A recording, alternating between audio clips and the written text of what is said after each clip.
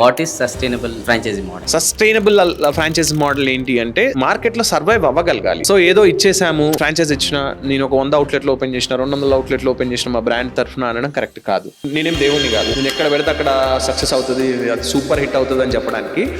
Makers of milk shakes ఏదైతే ఈ రోజు మీరు బ్రాండ్ ఎస్టాబ్లిష్ చేశారో, ఈ ఐడియా ఎలా వచ్చింది? నేను మిల్క్ షేక్స్ కాన్సెప్ట్ ఇండియాలో లాంచ్ చేస్తాను, ఇక్కడ ఎస్పెషల్లీ హైదరాబాద్ లో లాంచ్ చేస్తాను అన్నప్పుడు ఎవ్రీవన్ స్టార్టెడ్ లాఫింగ్. అరే ఇదేం బిజినెస్ ఐడియా రప్పించోడా అని. నేను ప్లేసెస్ కోసం వెళ్ళినప్పుడు కూడా ఎవరు ప్లేసెస్ ఇవ్వలేదు. బెంగళూరు హైవే మీద ఫస్ట్ స్టోర్ స్టార్ట్ చేసాము. ఇవాళ అరౌండ్ 85+ స్టోర్స్ ఓపెన్ చేసాము. బ్రాండ్ ఉంది అని తెలవడానికి చిన్న చిన్న స్ట్రాటజీస్ ఏవి? మేము ఏం చేసేవాళ్ళం అంటే అక్కడికి రెస్టారెంట్ కి కస్టమర్స్ వచ్చేవాళ్ళం, వాళ్ళకి శాంప్లింగ్ గ్లాసెస్ ఇచ్చేవాళ్ళం ఫ్రీ ఆఫ్ కాస్ట్ కి. సో ఎందుకంటే మన ప్రోడక్ట్ తెలియాలి, తాగాక వాళ్ళు ఆటోమేటిక్ గా కస్టమర్ గా కన్వర్ట్ అయ్యేవాళ్ళు. నెక్స్ట్ వాళ్ళకు ఆప్షన్ చెప్పేవాళ్ళం, మీరు హైవే మీద ఎప్పుడు వెళ్ళినా కూడా యూ కెన్ కాల్ us, వచ్చేలోపు మీ డ్రింక్ రెడీ అవుతుంది అని. So what will be the steps starting లో to create franchise model? Proper SOP అనేది ఫిక్స్ చేయాలి. ఎందుకంటే ఒక బ్రాండ్ లాగా మనం క్రియేట్ చేసి ముందుకు వెళ్తున్నప్పుడు ఆ బ్రాండ్ కి రిలేటెడ్ ప్రోడక్ట్ ఎక్కడికి వెళ్ళినా కూడా సిమిలర్ గా ఉండాలి. మీరు ఒక బ్రాండ్ క్రియేట్ చేయడానికి what are the strategies you used in starting of your journey? నేను వాడిన స్ట్రాటజీ ఏంటి అంటే,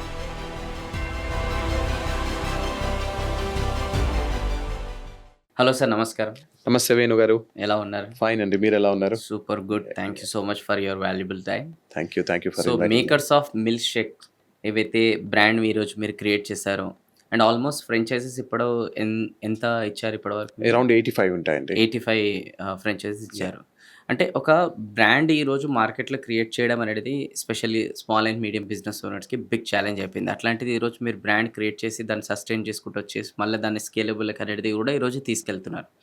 సో దట్స్ వై ఈరోజు చాలా పాయింట్స్ అంటే ఒక స్మాల్ అండ్ మీడియం బిజినెస్ ఓనర్స్కి, అలానే ఆస్పైరింగ్ ఎంటర్ప్రైనర్స్కి ఇది ఒక రోడ్ మ్యాప్ లాగా ఉండాలని అనుకుంటున్నాను నేను మీ ఎక్స్పీరియన్స్ ద్వారా.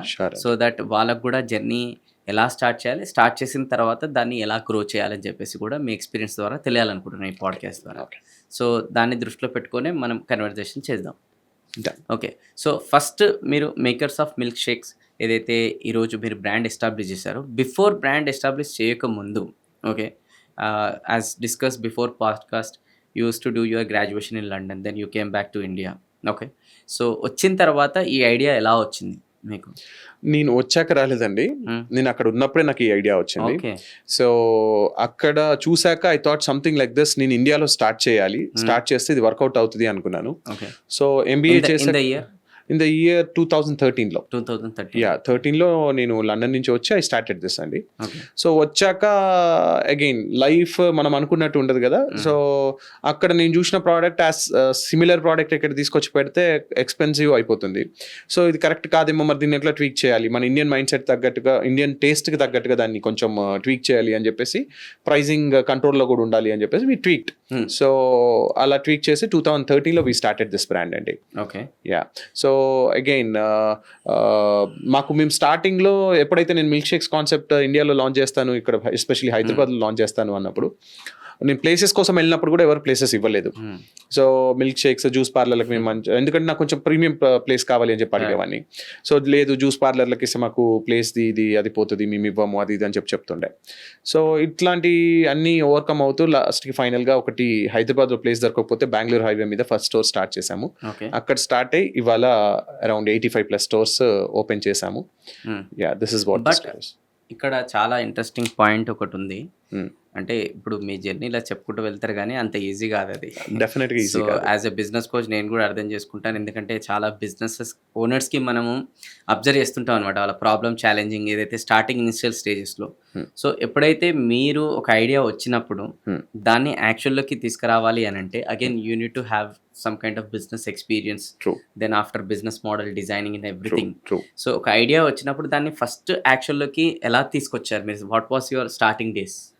నాకు బేసిక్గా మల్టిపుల్ ఐడియాస్ మీద వర్క్ చేశానండి. నేను 7th క్లాస్లో ఉన్నప్పుడే నేను బిజినెస్ చేయాలని డిసైడ్ అయ్యా. బికాస్ నేను మా బావని చూసి ఇన్స్పైర్ అయ్యా. మా బావ బిజినెస్ చేస్తుండే, సో ఫుల్ బిజీగా ఉంటుండే, ఫుల్ లావిష్ లైఫ్ స్టైల్ ఉంటుండే, సో బాగా హార్డ్ వర్కింగ్ ఉంటుండే. సో నేను కూడా మా బావలాగా అవ్వాలి, నేను మంచిగా సెటిల్ అవ్వాలి అని చెప్పేసి అతను చూసి ఇన్స్పైర్ అయ్యాను. సో తర్వాత కానీ ఏ బిజినెస్ చేయాలి ఏంటి అనేది నాకు అసలు తెలియదు, నో ఐడియా. 7th క్లాస్లో ఏం ఐడియా ఉంటుందని మనకి. సో బట్ స్టిల్ ఆ చిన్న ఆలోచన ఏదైతుందో అది మైండ్లో ఉండిపోయింది. సో 10th అయిపోయింది, అందరిలాగానే ఇంటర్ అయిపోయింది. బీటెక్ చదివే టైంలో కూడా నేను జేఎన్టీ యూనివర్సిటీలో చేశాను బీటెక్. మా ఫ్రెండ్స్ అందరూ కూడా ప్లేస్మెంట్స్కి ట్రై చేస్తుండే. నేను అప్పుడు కూడా బిజినెస్ చేస్తా అంటుండే. ఏం బిజినెస్ అంటే అది ఒక పెద్ద క్వశ్చన్ మార్క్ లాగానే ఉండేది. నేను వెతుక్కుంటుండే బిజినెస్ ఐడియాస్ ఏముంటాయి, ఎట్లా చేయొచ్చు, ఏంటి అని చెప్పేసి. సో బట్ నాకు ఏది తట్టలేదు. మధ్యలో ఒక బిజినెస్ ఐడియా తట్టింది. దాని మీద కొంచెం ఒక 6 months వర్క్ చేశాను.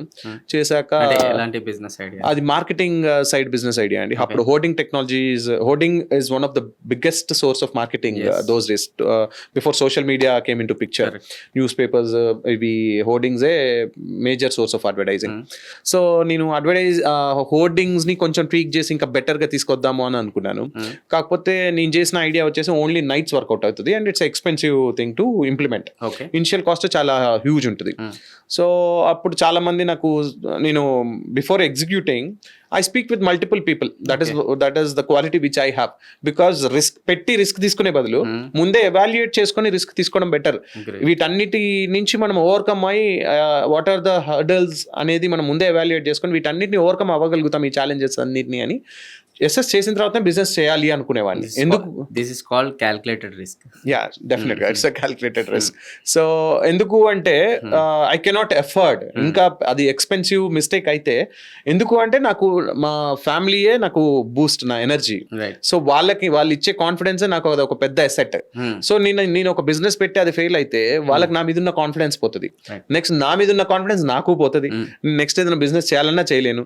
So first idea itself it should be a sure shot అనుకుంటుండే. సో ఎవాల్యుయేట్ చేసి మల్టిపుల్ మెంబర్స్ తో మాట్లాడినప్పుడు చాలా మంది ఇచ్చిన ఇన్పుట్స్ కొంతమంది సూపర్ అన్నారు, కొంతమంది ఇది ఇట్లా ఉంది కాబట్టి వర్కౌట్ కాదు, అట్లా ఉంది కాబట్టి వర్కౌట్ కాదు అన్నారు. సో ఇవన్నీ మైండ్ లో పెట్టుకొని లాస్ట్ కి నేను ప్రాపర్ డీప్ డైవ్ చేసి ప్రాపర్ గా అసెస్ చేసుకొని లేదు ఇది వర్కౌట్ కాదు, ఇప్పుడు నేనున్న సిచ్యువేషన్ లో ఇది వర్కౌట్ కాదు, సో ఇది కాదు, this is not my cup of tea అనుకున్నాను. అప్పుడు మా అన్న యుఎస్ లో ఉంటారు. I have elder brother. మా అన్నయ్య యుఎస్ లో ఉంటారు. సో మా అన్నయ్య ఉండి అరే యుఎస్కి వచ్చేసాయి, ఇక్కడికి వచ్చి నువ్వు మంచి చదువుకుంటే ఎంబీఏ చేస్తే నీకు ఇంటర్నేషనల్ ఎక్స్పోజర్ వస్తుంది. సో మనం ఇండియా కంటే ఇక్కడ కొంచెం ఎహెడ్ ఉన్నాం కదా. అప్పుడు those wear the days in 2011 ఆ టైంలో. సో సరే కదా అని చెప్పేసి యూఎస్ వీసా అప్లై చేసిన. నాకు 3 సార్లు స్టూడెంట్ వీసా రిజెక్ట్ అయింది యూఎస్ది. తర్వాత నెక్స్ట్ నేను అరే ఏంటి రిజెక్ట్ అయింది కదా ఎట్లా అనుకున్నా. అప్పుడు మా అన్నయ్య ఉండాలి లండన్ కూడా ఇంటర్నేషనల్ కంట్రీయే కాబట్టి మీకు అక్కడ కూడా ఇంటర్నేషనల్ ఎక్స్పోజర్ వస్తుంది, తర్వాత ఎట్లా చేద్దాం ఏం చేద్దాం తర్వాత డిసైడ్ అవ్వచ్చు అన్నాడు. సరే కరెక్టే కదా అనుకొని లండన్ వీసా అప్లై చేసిన. లండన్ వీసా వచ్చింది, వెళ్ళిన. లండన్లో ఎంబీఏ చేసే టైంలో I have seen this particular business. So అక్కడ చూస్తే ఏంటి అంటే చాలా మంది customers when compare to our Indian climate అక్కడ కొంచెం చల్లగా ఉంటుంది. ఆ టైంలో కూడా స్నో పడే టైంలో చాలా మంది లైన్లు కట్టి మిల్క్ షేక్స్ తాగుతున్నారు ఒక ఏరియాలో. సో అసలు ఏంటిది అని చెప్పేసి మా ఇంకో కజిన్ అన్న ఉంటే అతన్ని అడిగా, అన్న ఏంటి వాట్ ఈస్ హ్యాపెనింగ్ హియర్ అని. ఆ అన్న నాకు చెప్పింది ఏంటి అంటే దిస్ ఇస్ అమెరికన్ డైనర్, ఇక్కడ మిల్క్ షేక్స్ బాగుంటాయి, సో ఇక్కడ బాగా నడుస్తుంది అని. సరే మనం ట్రై చేద్దాం అనుకుని ట్రై చేసాం. నాకు సూపర్ అనిపించింది. So immediately I said no this is my business idea అన్న, please help me out in this అని. సో ఎవ్రీవన్ స్టార్టెడ్ లాఫింగ్, అరే ఇదేం బిజినెస్ ఐడియా రప్పించోడా అని. లేదు నాకు ఎందుకు హిట్ అవుతుంది అని. స్పెషల్ గా అక్కడ ఓకే ఆ కల్చర్ కి, ఆ ఎన్విరాన్మెంట్ కి, ఆ మైండ్ సెట్ కి. బట్ ఇండియాలో ఎంత వరకు అనేది మీకు అంటే నేను ఎందుకు నా అసెస్మెంట్ ఏముండే అంటే ఫస్ట్ నాకు తాగగానే నాకు మస్తు అనిపించింది. అండ్ నెక్స్ట్ అక్కడ క్లైమేట్ తో కంపేర్ చేస్తే మన ఇండియన్ క్లైమేట్ చాలా హీట్ ఎక్కువ ఉంటుంది. సో ఇక్కడ కన్సంప్షన్ డెఫినెట్ గా ఎక్కువ ఉంటుంది కదా అనుకొని అండ్ మోర్ ఓవర్ నేను అప్పుడు ఇక్కడ ఇండియా ఉన్నప్పుడు అప్పుడప్పుడు మిల్క్ షేక్స్ తాగేది. సో ఎక్కడైతే మిల్క్ షేక్స్ అవుతుందో అసలు ప్రాపర్ ప్లేసెస్ లేకుండా ఉండేవి. అప్పుడు మెక్డొనాల్డ్స్ లాంటి ఐస్ క్రీమ్ పార్లర్స్ లో దొరికాయి, కానీ వాళ్ళు కూడా వెరీ అంటే that is completely different milk shake. I don't call it as milk shake. So మెక్డీలో అక్కడ దొరికేవి. అప్పుడు నేను ఆన్ అండ్ ఆఫ్ ఎప్పుడో తాగేవాడిని, అప్పుడు మంచిగా అనిపించేది. సో దానికంటే నాకు ఇంకా అరే ఇది ఇంకా బాగుంది, I can start something like this, ఇది ఇండియాలో బాగా క్లిక్ అవుతుంది కదా అనిపించింది. సో ఇదే నా బిజినెస్ ఐడియా అన్న ఇమీడియట్ గా వితౌట్ ఎనీ సెకండ్ థాట్. ఇది అన్నాక లేదు అరే ఏం మాట్లాడుతున్నావు అన్నారు. తర్వాత సరే కొంచెం అసెస్ చేసుకొని లేదు ఇది పక్కా వర్కౌట్ అవుతుంది, let's do R&D in this అనుకొని మా కజిన్ అన్న హెల్ప్ తీసుకొని I have done good R&D there. Then so అది కూడా కొంచెం ఐడియా ఇస్తే బాగుంటుంది. ఎందుకంటే ఇప్పుడు ఎవరైతే యంగ్ ఎంటర్ప్రైనర్స్ ఉంటారో వాళ్ళు బిజినెస్ స్టార్ట్ చేయాలనుకుంటున్నప్పుడు they don't do R&D, just they directly jump into the business. So what is R&D meaning మీ దృష్టిలో, అండ్ దాని తర్వాత మీరు ఏ ప్రకారంగా చేశారు, అండ్ ఎవరైతే యంగ్ ఎంటర్ప్రైనర్స్ ఇప్పుడు ఏదైనా బిజినెస్ స్టార్ట్ చేయాలనుకుంటే వాళ్ళు కూడా ఏ ప్రకారంగా R&D చేయాలి? బేసిక్గా R&D అంటే రీసెర్చ్ అండ్ డెవలప్మెంట్ అండి. బిఫోర్ స్టార్టింగ్ అ బిజినెస్ అంటే ఎట్లా చేయాలి, అసలు ఈ ప్రోడక్ట్ ఏంటి, దీన్ని మనము ఎలా బిల్డ్ చేయొచ్చు, దీన్ని ఎట్లా అంటే నేను మిల్క్ షేక్స్ ఇండస్ట్రీలో నాదేం పెద్ద రాకెట్ సైన్స్ ప్రోడక్ట్ కాదు. సో బట్ ఎనీ ఇండస్ట్రీ ఇప్పుడు నేను తర్వాత నోటీస్ చేసింది ఏంటి అంటే ఎనీ ఇండస్ట్రీ వాళ్ళు బిఫోర్ స్టార్టింగ్ ఎ బిజినెస్ వాళ్ళు ప్రాపర్ R&D చేయాలి. R&D అంటే ప్రోడక్ట్ మీద ఒకటే R&D కాదు. సో మార్కెట్ ని కూడా ప్రాపర్ గా రిసెర్చ్ చేయాలి. రిసెర్చ్ చేసి మార్కెట్ కి ఏ నీడ్ ఉంది. ఇప్పుడు ఫర్ ఎగ్జాంపుల్ ఇప్పుడు let's take an example of Swiggy.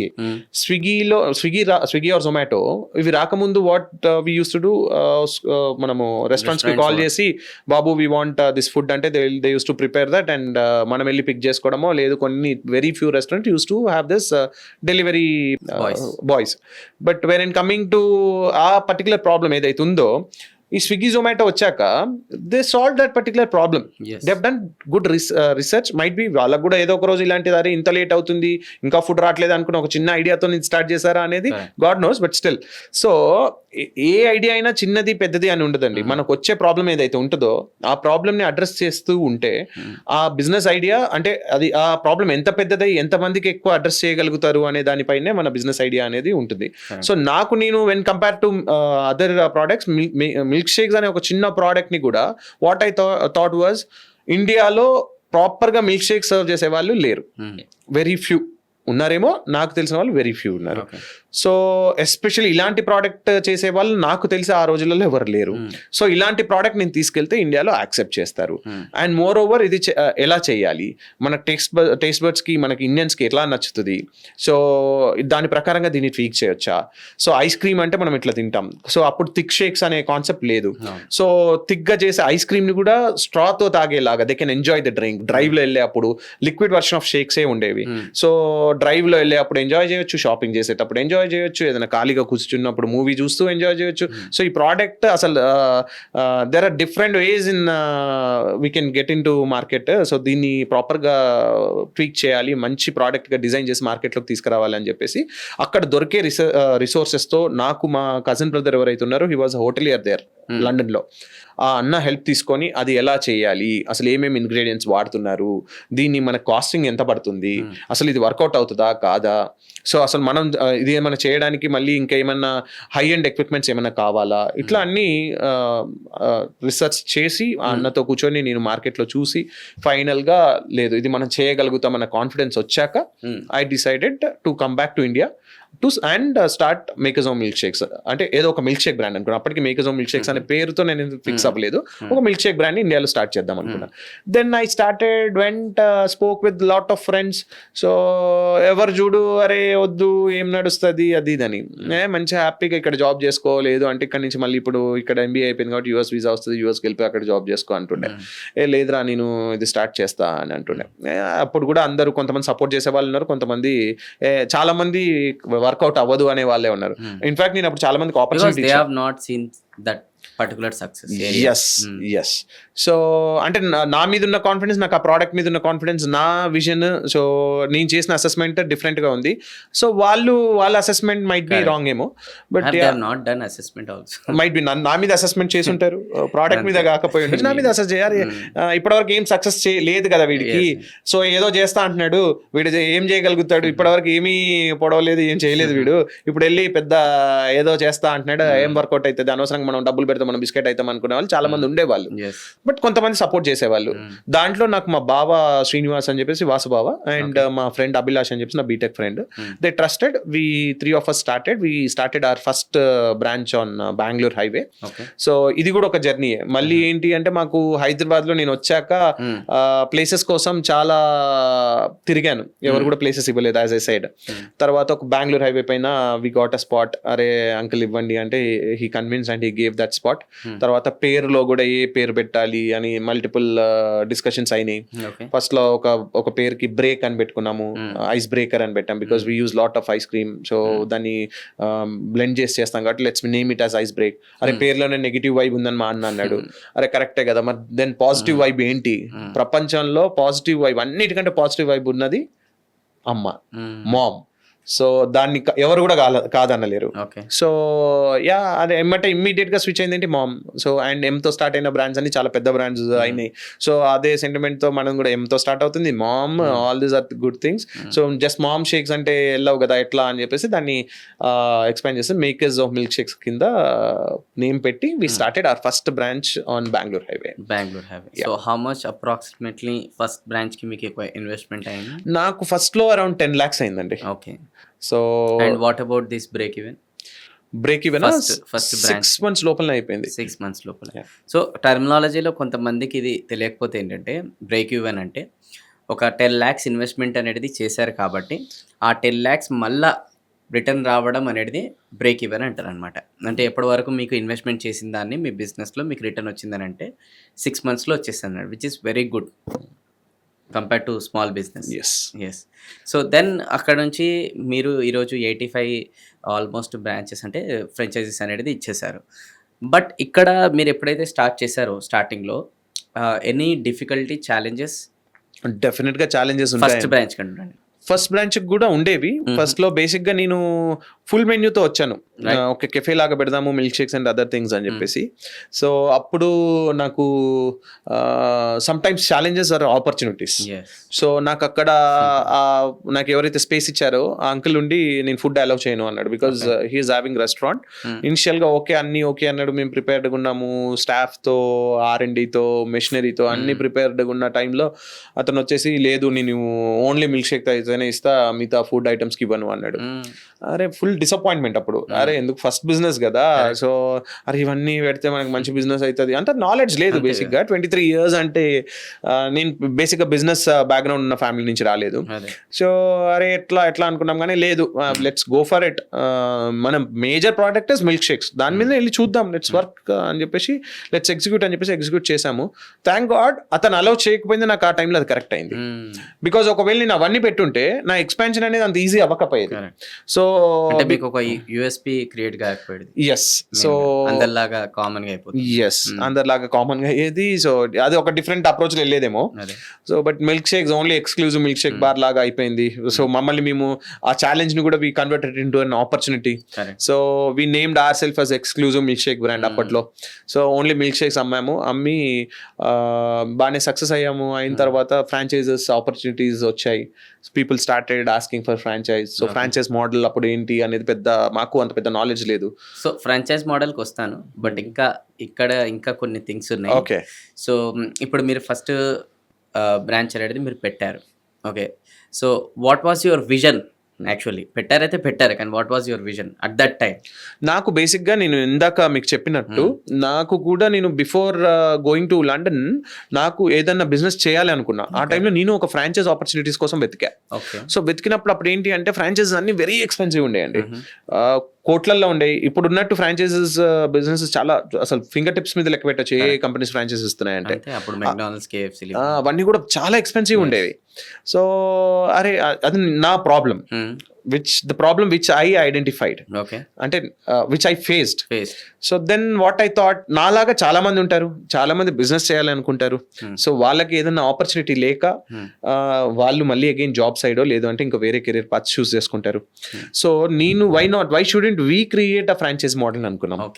So because నా లాంటి ప్రాబ్లమ్ ని if I'm giving a solution to this particular problem, నాలాగా చాలా మంది ఉంటారు, they might take up this franchise అనుకొని we started creating the franchise model. No, before started makers of milk shake idea వచ్చిందా మీకు, లేదంటే ఆఫ్టర్ స్టార్టెడ్ వచ్చిందా? Before అంటే స్టార్టింగ్ చేసే టైంలో in this journey only we thought let's create this as a franchise model. So ఇది చేస్తూ budget friendly franchise model చేద్దాము. సో దట్ ఎవరికైతే ఆంటర్ప్రీనర్షిప్ అనే అది ఉంటుందో, గోల్ ఉంటుందో, డ్రీమ్ ఉంటుందో, మినిమం రిస్క్ తోని ఒక మంచి ప్రోడక్ట్ ని డిజైన్ చేసి ఒక మంచి బిజినెస్ మోడల్ ని డిజైన్ చేసి మార్కెట్ లోకి తీసుకొస్తే డెఫినెట్ గా విల్ బి అ హిట్ ఏమో అనుకున్నాము. దాన్ని ఫస్ట్ మనం ట్రై చేసి చూద్దాం. ఫస్ట్ మనం అవుట్లెట్ మనం పెట్టి, ఎందుకంటే నేను వెళ్ళి ఇప్పుడు రండి నేను ఫ్రాంచైజ్ ఇస్తా అంటే ఎవరు better. First if it is a proven product, అది టేస్ట్ చేపిస్తే public it self they will come and approach us is what we thought. So store పెట్టాము, ఫ్రాంచైజ్ మోడల్ ప్రాపర్ గా డిజైన్ చేసుకున్నాము. తర్వాత ఫ్రాంచైజ్ రిక్వెస్ట్ అనుకున్నట్టే వచ్చే మా కస్టమర్స్ ఫ్రాంచైజెస్ లాగా కన్వర్ట్ అయ్యారు. హైదరాబాద్ లో నాకు ఒక 6 months months జరిగితే ప్లేస్ దొరికిన హైదరాబాద్లో we started our first branch. So అదే హైదరాబాద్లో now we have 45+ stores. So all this journey like you know ఇందులో ఇప్పుడు మీ ఓన్ ఎన్ని ఫ్రాంచైజ్? నాకు మాక్సిమం ఓన్ ఉండవండి, అన్ని ఫ్రాంచైజ్ ఉంటాయి. సో ఫస్ట్ బ్రాంచ్ ఒకటి ఓన్, అదొకటి ఇంకొకటి ఓన్, మిగతా అన్ని ఫ్రాంచైజ్. రైట్. సో బట్ నేను ఎందుకు ఈ క్వశ్చన్ అడిగినానంటే ఇంతకుముందు లైక్ ఫ్రాంచైజీ ఎప్పుడు వచ్చిందని, ఎందుకంటే ఒక బిజినెస్ స్టార్ట్ చేసేటప్పుడు ఒక business owners 2 kinds of mind సెట్తో ఉంటారు. ఒకటి వచ్చేసి అరే ఇది పెట్టి సక్సెస్ఫుల్ అయిపోయిన తర్వాత అప్పుడు మనం చూద్దాము అని ఆ మైండ్ సెట్లో ఉంటారు. ఇంకోరు వచ్చేసి ముందర నుంచే ఆ విజన్ ఉంటుంది అనమాట. అంటే ఆ ఫ్రాంచైజీ అనే ఎండ్ గోల్ ఉండే ఇన్ని మనం ఇయ్యాలి అని చెప్పేసి ఆ ఫస్ట్ బ్రాంచ్ అనేది ఆ విజన్ తోనే స్టార్ట్ చేస్తారు. సో ఇక్కడ నా గోల్ వచ్చేసి sustainable franchise model, because I was too early at that particular time. Okay. So వీళ్ళకి మళ్ళీ సారీ ఫర్ ది ఇంటరప్షన్, కొన్ని పదాలు మీరు యూజ్ చేసినప్పుడు బ్రేక్ డౌన్ చేపిస్తున్నాడు. Okay. What is sustainable franchise model? Sustainable franchise model ఏంటి అంటే మార్కెట్లో సర్వైవ్ అవ్వగలగాలి. సో ఏదో ఇచ్చేసాము, నేను ఫ్రాంచైజ్ ఇచ్చిన, నేను ఒక 100 అవుట్లెట్లు ఓపెన్ చేసిన, 200 అవుట్లెట్లు ఓపెన్ చేసిన మా బ్రాండ్ తరఫున అనడం కరెక్ట్ కాదు. అంటే ఎవరైతే ఆ ఫ్రాంచైజీ తీసుకున్నారో వాళ్ళకు కూడా గిట్టుబాటు కావాలి. వాళ్ళు కూడా ఎవ్రీ మంత్ ఒక అన్ని ఎక్స్పెన్సెస్ పోగా వాళ్ళకి రెగ్యులర్గా ఇన్కమ్ అనేది మిగులుతుండాలి. That is called sustainable franchise model. అలా అని చెప్పేసి మీరు పెట్టిన అన్ని నేనేం దేవుణ్ణి కాదు, నేను ఎక్కడ పెడితే అక్కడ సక్సెస్ అవుతుంది, అది సూపర్ హిట్ అవుతుంది అని చెప్పడానికి. అగైన్ ఇట్స్ డిపెండ్స్ ఆన్ ఎవరైతే ఫ్రాంచైజీ తీసుకుని వాళ్ళు how మెయింటైన్ they చేసేదాన్ని operate. బట్టి ఉంటుంది. Yes, as a brand we are successful, as a product we are successful. I'm giving a good product, మంచి ప్రైసింగ్ ఇస్తే కస్టమర్, మంచి సర్వీస్ ఇస్తే కస్టమర్స్ యాక్సెప్ట్ చేస్తారు. సో సస్టైనబుల్ సర్వైవ్ అవ్వగలగాలి మార్కెట్లో. సో దానికోసం ఒక ప్రోడక్ట్ని ప్రాపర్గా డిజైన్ చేయగలగాలి. ఫర్ ఎగ్జాంపుల్ ఇప్పుడు ఫుడ్ ఇండస్ట్రీలో మేజర్ ఛాలెంజ్ వచ్చేసి స్కిల్ లేబర్ డిపెండెన్సీ, షెఫ్స్ పైన డిపెండెన్సీ, వేస్టేజ్ ఇష్యూస్, ఇవన్నీ ఉంటాయి. ప్రాపర్గా సర్వీస్ ప్రాపర్గా ఇవ్వకపోతే వచ్చే ఇష్యూస్ ఇవన్నీ ఉంటాయి. వేరే మేము ఇప్పుడు డిజైన్ చేసిన మోడల్ ఈ ఛాలెంజెస్ అన్నీ ఏంటి, అసలు ఫుడ్ ఇండస్ట్రీస్లో ఉన్న ఛాలెంజెస్ ఏంటి, వాటిని ఈజీగా మనం ఎలా ఓవర్కమ్ అవ్వగలుగుతాము. ఫర్ ఎగ్జాంపుల్ ఇప్పుడు నేను మేకజో మిల్క్ షేక్ స్టోర్ పెట్టినప్పుడు ఎవరైనా వచ్చి స్టాఫ్ ఎలా అని అడిగారు అనుకోండి, నేను వాళ్ళకి ఏం చెప్తాను అంటే మీరు ఎవరినైనా హైర్ చేయండి, మాకు 1 week ఇవ్వండి, మేము వాళ్ళని ట్రైన్ చేస్తాం. సో ఇప్పుడు నాకు వీళ్ళు ఎడ్యుకేషన్ ఇంతే ఉండాలా, వాళ్ళకి ఫుడ్ నాలెడ్జ్ ఉండాలా, లేదు వాళ్ళు ఇలాంటి ఇఫ్స్ అండ్ బట్స్ ఏమీ లేవు, ఎవరైనా తీసుకురండి, I can train them within a week. Okay. So ఆ విధంగా మోడల్ని క్రియేట్ చేసాం. బికాస్ బ్యాక్ ఎండ్ మేము అంత రీసెర్చ్ చేసి మేము పంపించిన ప్రోడక్ట్ని మేము ఇచ్చిన మెజర్మెంట్స్ ప్రకారం వాళ్ళు మిక్స్ చేస్తే సరిపోతుంది. టేస్ట్ కన్సిస్టెన్సీ అనేది throughout all the outlets it will be the same. So ఎక్కడైనా మిస్టేక్స్ జరిగితే ఇమీడియట్ గా యూ డోంట్ బిలీవ్ నా నెంబర్ ఇప్పటికీ మెన్యూస్ మీద ఉంటుంది, వెబ్సైట్లో నా నెంబరే ఉంటుంది. So for feedback, complaints or franchise request please do call to this number అని ఉంటుంది.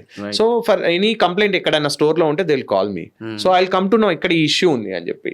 Even now I'm using the same number, that is the number which is there on menus. So వాటిని immediate గా address చేసి ఆ జరిగిన mistake ఇంకోసారి జరగకుండా so అన్ని ప్రాపర్ గా స్ట్రీమ్ లైన్ చేస్తూ సెట్ చేస్తూ వచ్చాం. రైట్. సో ఇప్పుడు ఏదైతే ఫస్ట్ బ్రాంచ్ మీరు స్టార్ట్ చేశారు కదా, ఎన్ని మంత్స్ తర్వాత ఫస్ట్ ఫ్రాంచైజీ ఇచ్చారు మీరు? ఒక 6 months తర్వాత ఇచ్చామండి. 6 months తర్వాత ఇచ్చారు. సో ఈ 6 monthsలో ఈ ఫస్ట్ బ్రాండ్ని అంటే ఫస్ట్ బ్రాంచ్ని మీరు బ్రాండ్ పొజిషనింగ్ కూడా తీసుకెళ్లాలనుకున్నారు కదా. సో నా ఆ బ్రాండ్ పొజిషనింగ్ తీసుకెళ్ళడానికి నెంబర్ ఆఫ్ పీపుల్కి మీరు అంటే అప్రోచ్ అయ్యే విధానం అనేది స్ట్రాటజీస్ వేరు ఉన్నాయి. అంటే ఇన్ షార్ట్ నేను అడుగుతుంది ఏంటంటే మీరు ఒక బ్రాండ్ క్రియేట్ చేయడానికి what are the strategies used in starting of your journey? నేను చేసిన స్ట్రాటజీ ఏంటంటే అండి, నాకు ఒక స్ట్రాటజీ, నేను సక్సెస్ఫుల్ అవ్వాలి, నేను బాగా గ్రో కావాలి, మార్కెట్లో నాకు మంచి పేరు ఉండాలి. సో మంచి పేరు ఎప్పుడు వస్తుంది? మనం మంచిగా ఉండి మంచి ప్రోడక్ట్ ఇస్తేనే వస్తుంది. నేను ఎవరైనా ఫ్రాడ్ చేస్తే నాకు మంచి పేరు వస్తుందా? రాదు. సో నాకు మంచిగా గ్రో కావాలి, నన్ను నమ్మిన వాళ్ళని నేను గ్రో చేయాలి. ఎందుకు అంటే ఈ ఏజ్లో నేను అప్పుడు when I started I was just 23-24 yearsలో నేను స్టార్ట్ చేసినప్పుడు నా లైఫ్ చాలా ఇంకా పెద్ద లైఫ్ ఉంది నాకు. సో ఈ జర్నీలో ఐ వాంట్ పీపుల్ ట్రస్ట్ కావాలి నాకు. సో ఆ ట్రస్ట్ని నేను మెయింటైన్ చేయాలి. ఇప్పుడు లెట్స్ ఎవరైనా ఒక ప్రాబ్లంతో వస్తే నా ఫ్రాంచైజ్ ఓనర్సే అనుకోండి, వచ్చి మాకు ఈ ప్రాబ్లం ఉంది అంటే what I will say is విని ఈ ప్రాబ్లంకి మీరు నా పొజిషన్లో ఉంటే బెస్ట్ సొల్యూషన్ ఏంటి అని అడుగుతా. అడిగినప్పుడు మమ్మల్ని అడుగుతారు ఏంటి అంటాడు. అంటే అదే చెప్పండి, what would be the best solution. వాళ్ళు ఒక పాయింట్ చెప్తారు, సరే అదే సొల్యూషన్కి దానికి దగ్గరలో నేను చేశాను అనుకోండి, హీల్ బీ హ్యాపీ. అక్కడ ఫ్రాంచైజ్ ఓనర్కి కంపెనీకి ఇంకా ఎక్కడ ప్రాబ్లం ఉంటుంది, ఉండదు. So this is what I use to maintain, ఒక ప్రాపర్ రిలేషన్ని, ప్రాపర్ నెట్వర్కింగ్ని మెయింటైన్ చేస్తాను. బికాస్ అగైన్ నేను వాడిన స్ట్రాటజీ ఏంటి అంటే word of mouth is the biggest marketing strategy అండి.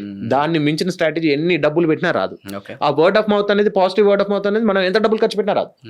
సో నేనేమనుకునేవాడిని, నేను నా దగ్గరికి వచ్చి స్టోర్స్ ఎవరైతే పెడతారో వాళ్ళని నేను ప్రాపర్గా టేక్ కేర్ చేస్తే, వాళ్ళే ప్రాపర్గా అరే ఏ బిజినెస్ పెడితే బాగుంటుంది అంటే, మా ఫ్రాంచైజ్ ఓనర్స్ ఏమంటారు, అరే నేను పెట్టినా మంచి నడుస్తుంది, పెట్టండి, ఏం కాదు, కంపెనీ మంచిది అని చెప్పారనుకోండి, వాళ్ళు చెప్పే కన్వర్షన్ రేట్ ఈజీ అవుతుంది. ఇప్పుడు నేను వెళ్ళి నా కంపెనీ మంచిది నేను 10 మందికి చెప్తే ఒక్కడు కన్వర్ట్ అవుతాడేమో.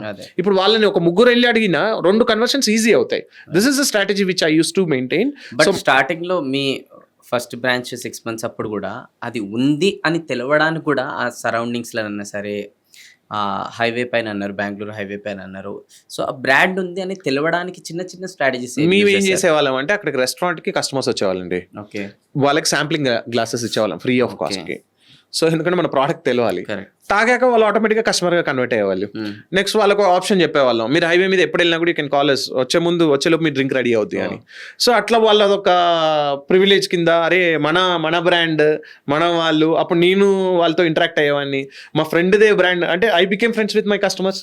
సో వాళ్ళకి ఇది మన ఫ్రెండ్ బ్రాండ్ అని అప్రోచ్ బిల్డ్ చేసాము, మన వాళ్ళది అనేది మనది అనే ఓనర్షిప్ తీసుకొచ్చేలాగా బ్రాండ్ బిల్డ్ చేసాము ఆ టైంలో. So because I use to give complete time there, I use to talk to the customers. అసలు కస్టమర్ కంప్లైంట్ అనేది ఉండకపోయేది. సో కస్టమర్ ఫీడ్బ్యాక్స్ తీసుకునే వాళ్ళము. సో ఇనిషియల్ డేస్ లో ఆల్ దిస్ వర్క్డ్ అవుట్, కానీ స్కేల్ అప్ అయ్యాక it would be a tough task. అందుకే నేను ఐ యూస్ దిస్ స్ట్రాటజీ. ఉండాలి, డెఫినెట్ గా ఉండాలి. బిజినెస్ లో we have to give our blood అండి. అంత ఈజీ కాదు. మీరు అన్నట్టు మీ లైఫ్ లో కూడా చూస్తే మీరు పడ్డ కష్టం ఇవాళ మిమ్మల్ని ఈ పొజిషన్కి తీసుకొచ్చింది. It's not easy road for you. అట్లా అని చెప్పేసి ఒకసారి సక్సెస్ వచ్చింది హ్యాపీగా ఉన్నాను కాదు, మళ్ళీ it's like ups and downs అన్నీ ఉంటాయి లైఫ్లో. మీ లైఫ్ స్టోరీ వింటేనే that's a big lesson. So something like that. So we use to have lot of hurdles. So then after 2-3 చాలా మంచి అనిపించినాయి మీరు చెప్పినాయి. ఇంకా అది కాకుండా ఇంకేదైనా మీరు చేశారా? ఇంకా ఎందుకంటే అప్పట్లో సోషల్ మీడియా కూడా అంత లేకుండా, అప్పట్లో ఏముండే అంటే ఫేస్బుక్ ఒకటే ఉండేదండి, అప్పుడు ఇన్స్టాగ్రామ్ ఇవన్నీ లేవు. సో అప్పట్లో ఏం చేసేవాళ్ళు, స్టార్టింగ్ డేసే, కాకపోతే అందరూ యంగ్స్టర్స్ బాగానే యూజ్ చేసేవాళ్ళు ఫేస్బుక్. సో అప్పుడు ఏం చేసేవాళ్ళం అంటే క్రియేటివ్స్ తయారు చేసేవాళ్ళం. మిల్క్ షేక్స్ 2 మిల్క్, ఇప్పుడు లెట్స్ ఫ్రెండ్షిప్ డే అనుకోండి, 2 మిల్క్ షేక్స్ మాట్లాడుతూ హ్యాపీ ఫ్రెండ్షిప్ డే అని విష్ చేసినట్టు. సో బ్రాండ్ చుట్టూ ఒక సెంటిమెంట్ ని క్రియేట్ చేసాం. ఏంటి అంటే when milk met ice cream they both fell in love, we thought they are made for each other and brought them together as our milkshakes అనే caption. So ఇట్లా multiple ఒక love story లాగా. And ఇంకా you don't believe అండి, చాలా మంది కొంతమంది doctors అయితే సర్జరీస్కి వెళ్ళే ముందు మా మిల్క్ షేక్ తాగిన తర్వాతనే సర్జరీకి వెళ్ళేవాళ్ళు. ఆ లెవెల్ ఆఫ్ కనెక్ట్ ని ఏర్పరిచినాం, బ్రాండ్ పొజిషనింగ్ ని అట్లా తీసుకొచ్చాం. సో ఎగ్జామ్స్కి వెళ్ళే వాళ్ళు ఏమైనా స్ట్రెస్ ఉంది, ఎగ్జామ్స్కి వెళ్తున్నారు, సో ఆ టైంలో అరే we had a milk shake today, tomorrow exam is going to be rocking అని చెప్పి. సో ఇట్లా కస్టమర్ రివ్యూసే పెట్టేవాళ్ళు. అప్పట్లో ట్రెండ్ ఏముండేది, ఇప్పుడు ఏంటి అంటే పెయిడ్ ప్రమోషన్స్ ఇవన్నీ చాలా జరుగుతున్నాయి. అప్పట్లో అలా ఉండకపోయేది. కస్టమర్స్ ఫీడ్ ఏదైతే ఉంటుందో దాన్ని ప్రాపర్గా క్యాప్చర్ చేసేవాళ్ళం. సో బై గాడ్స్ గ్రేస్ వాళ్ళు లక్కీగా కస్టమర్ ఫీడ్ ఉండేది అండ్ ఫస్ట్ మూవర్స్ అడ్వాంటేజ్ ఉంది మాకు.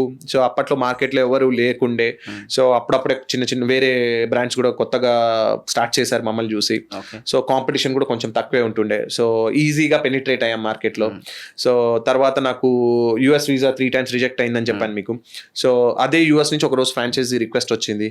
సో ఆపర్చునిటీస్ మన సంకల్పం గట్టిదై మనం వెళ్ళే అప్రోచ్, నేను కష్టపడుతున్నా, నాకు రిజల్ట్ రావట్లేదు, నాకు ఇంకెప్పుడు రిజల్ట్ వస్తుంది అనుకుంటే అది ఎప్పటికీ రాదు. కష్టపడుతూనే ఉండాలి, వస్తుంది, ఏదో ఒక రోజు వస్తుంది. మన ప్రయత్నంలో తప్పు ఉండకూడదు. సో ఏదో ఒక టైంలో if you're keeping a proper effort then definitely success will come to your way. నా స్టోరీలో చూస్తే నాకు యూఎస్ వీసా రిజెక్ట్ అయిన రోజు నేను చాలా బాధపడ్డా. అబ్బా నాకు వీసా రిజెక్ట్ అయింది ఏంటి, 3 సార్లు రిజెక్ట్ అయింది, ఒక్కసారి కూడా కాదు. అప్పుడు నా ఏజ్ ఎంత, 21 years ఉండే. 21 years ఓడికి రిజెక్షన్స్ అంటే ఎట్లుంటుందండి. దట్టు సొసైటీలో నేను ఏదో పొడుస్తా ఏదో చేస్తా అనేవాడిని, అంత కాన్ఫిడెన్స్తో ఉన్నవాడిని. మా ఇంట్లో కూడా ఫుల్ బూస్టింగ్, వీడు సక్సెస్ఫుల్ అవుతాడు అనే కాన్ఫిడెన్స్ ఉండేది. బట్ ఒక 3 times రిజెక్ట్ అయిన వాడికి ఎంత బాధ అనిపిస్తుంది ఆ రోజు. అరే something better might be waiting.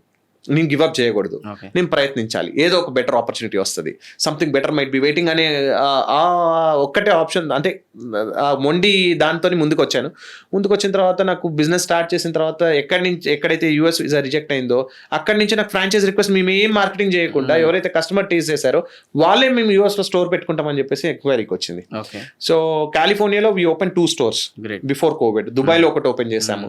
So opportunities అంటే నేను స్టూడెంట్ వీసా మీద వెళ్ళి ఉంటే నేను అక్కడే జాబ్ చేస్తుండేనో ఇంకా లైఫ్ ఎట్లుండేదో. సో ఇవాళ నేను ఇక్కడ అది రాలేదు కాబట్టి ఇక్కడ బిజినెస్ స్టార్ట్ చేసిన. అరౌండ్ 400 people మా దగ్గర మా అన్ని స్టోర్స్ లో కలిపి వర్క్ చేస్తున్నారు. So all this is being happening. So life లో ఎప్పుడైనా నెగటివ్స్ జరిగినప్పుడు never get disappointed, always go with a positive attitude, something better might be waiting for you guys. Super. So ఇప్పుడు మీరు ఫస్ట్ ఫ్రాంచైజీ మోడల్ డిజైన్ చేస్తున్నప్పుడు ఇవ్వాలని, అప్పుడు మీరు కొన్ని ఎస్ఓపిస్ అనేది క్రియేట్ చేసుకుండొచ్చు, కొన్ని పాయింట్స్ అనేది రాసుకుండొచ్చు. ఓకే.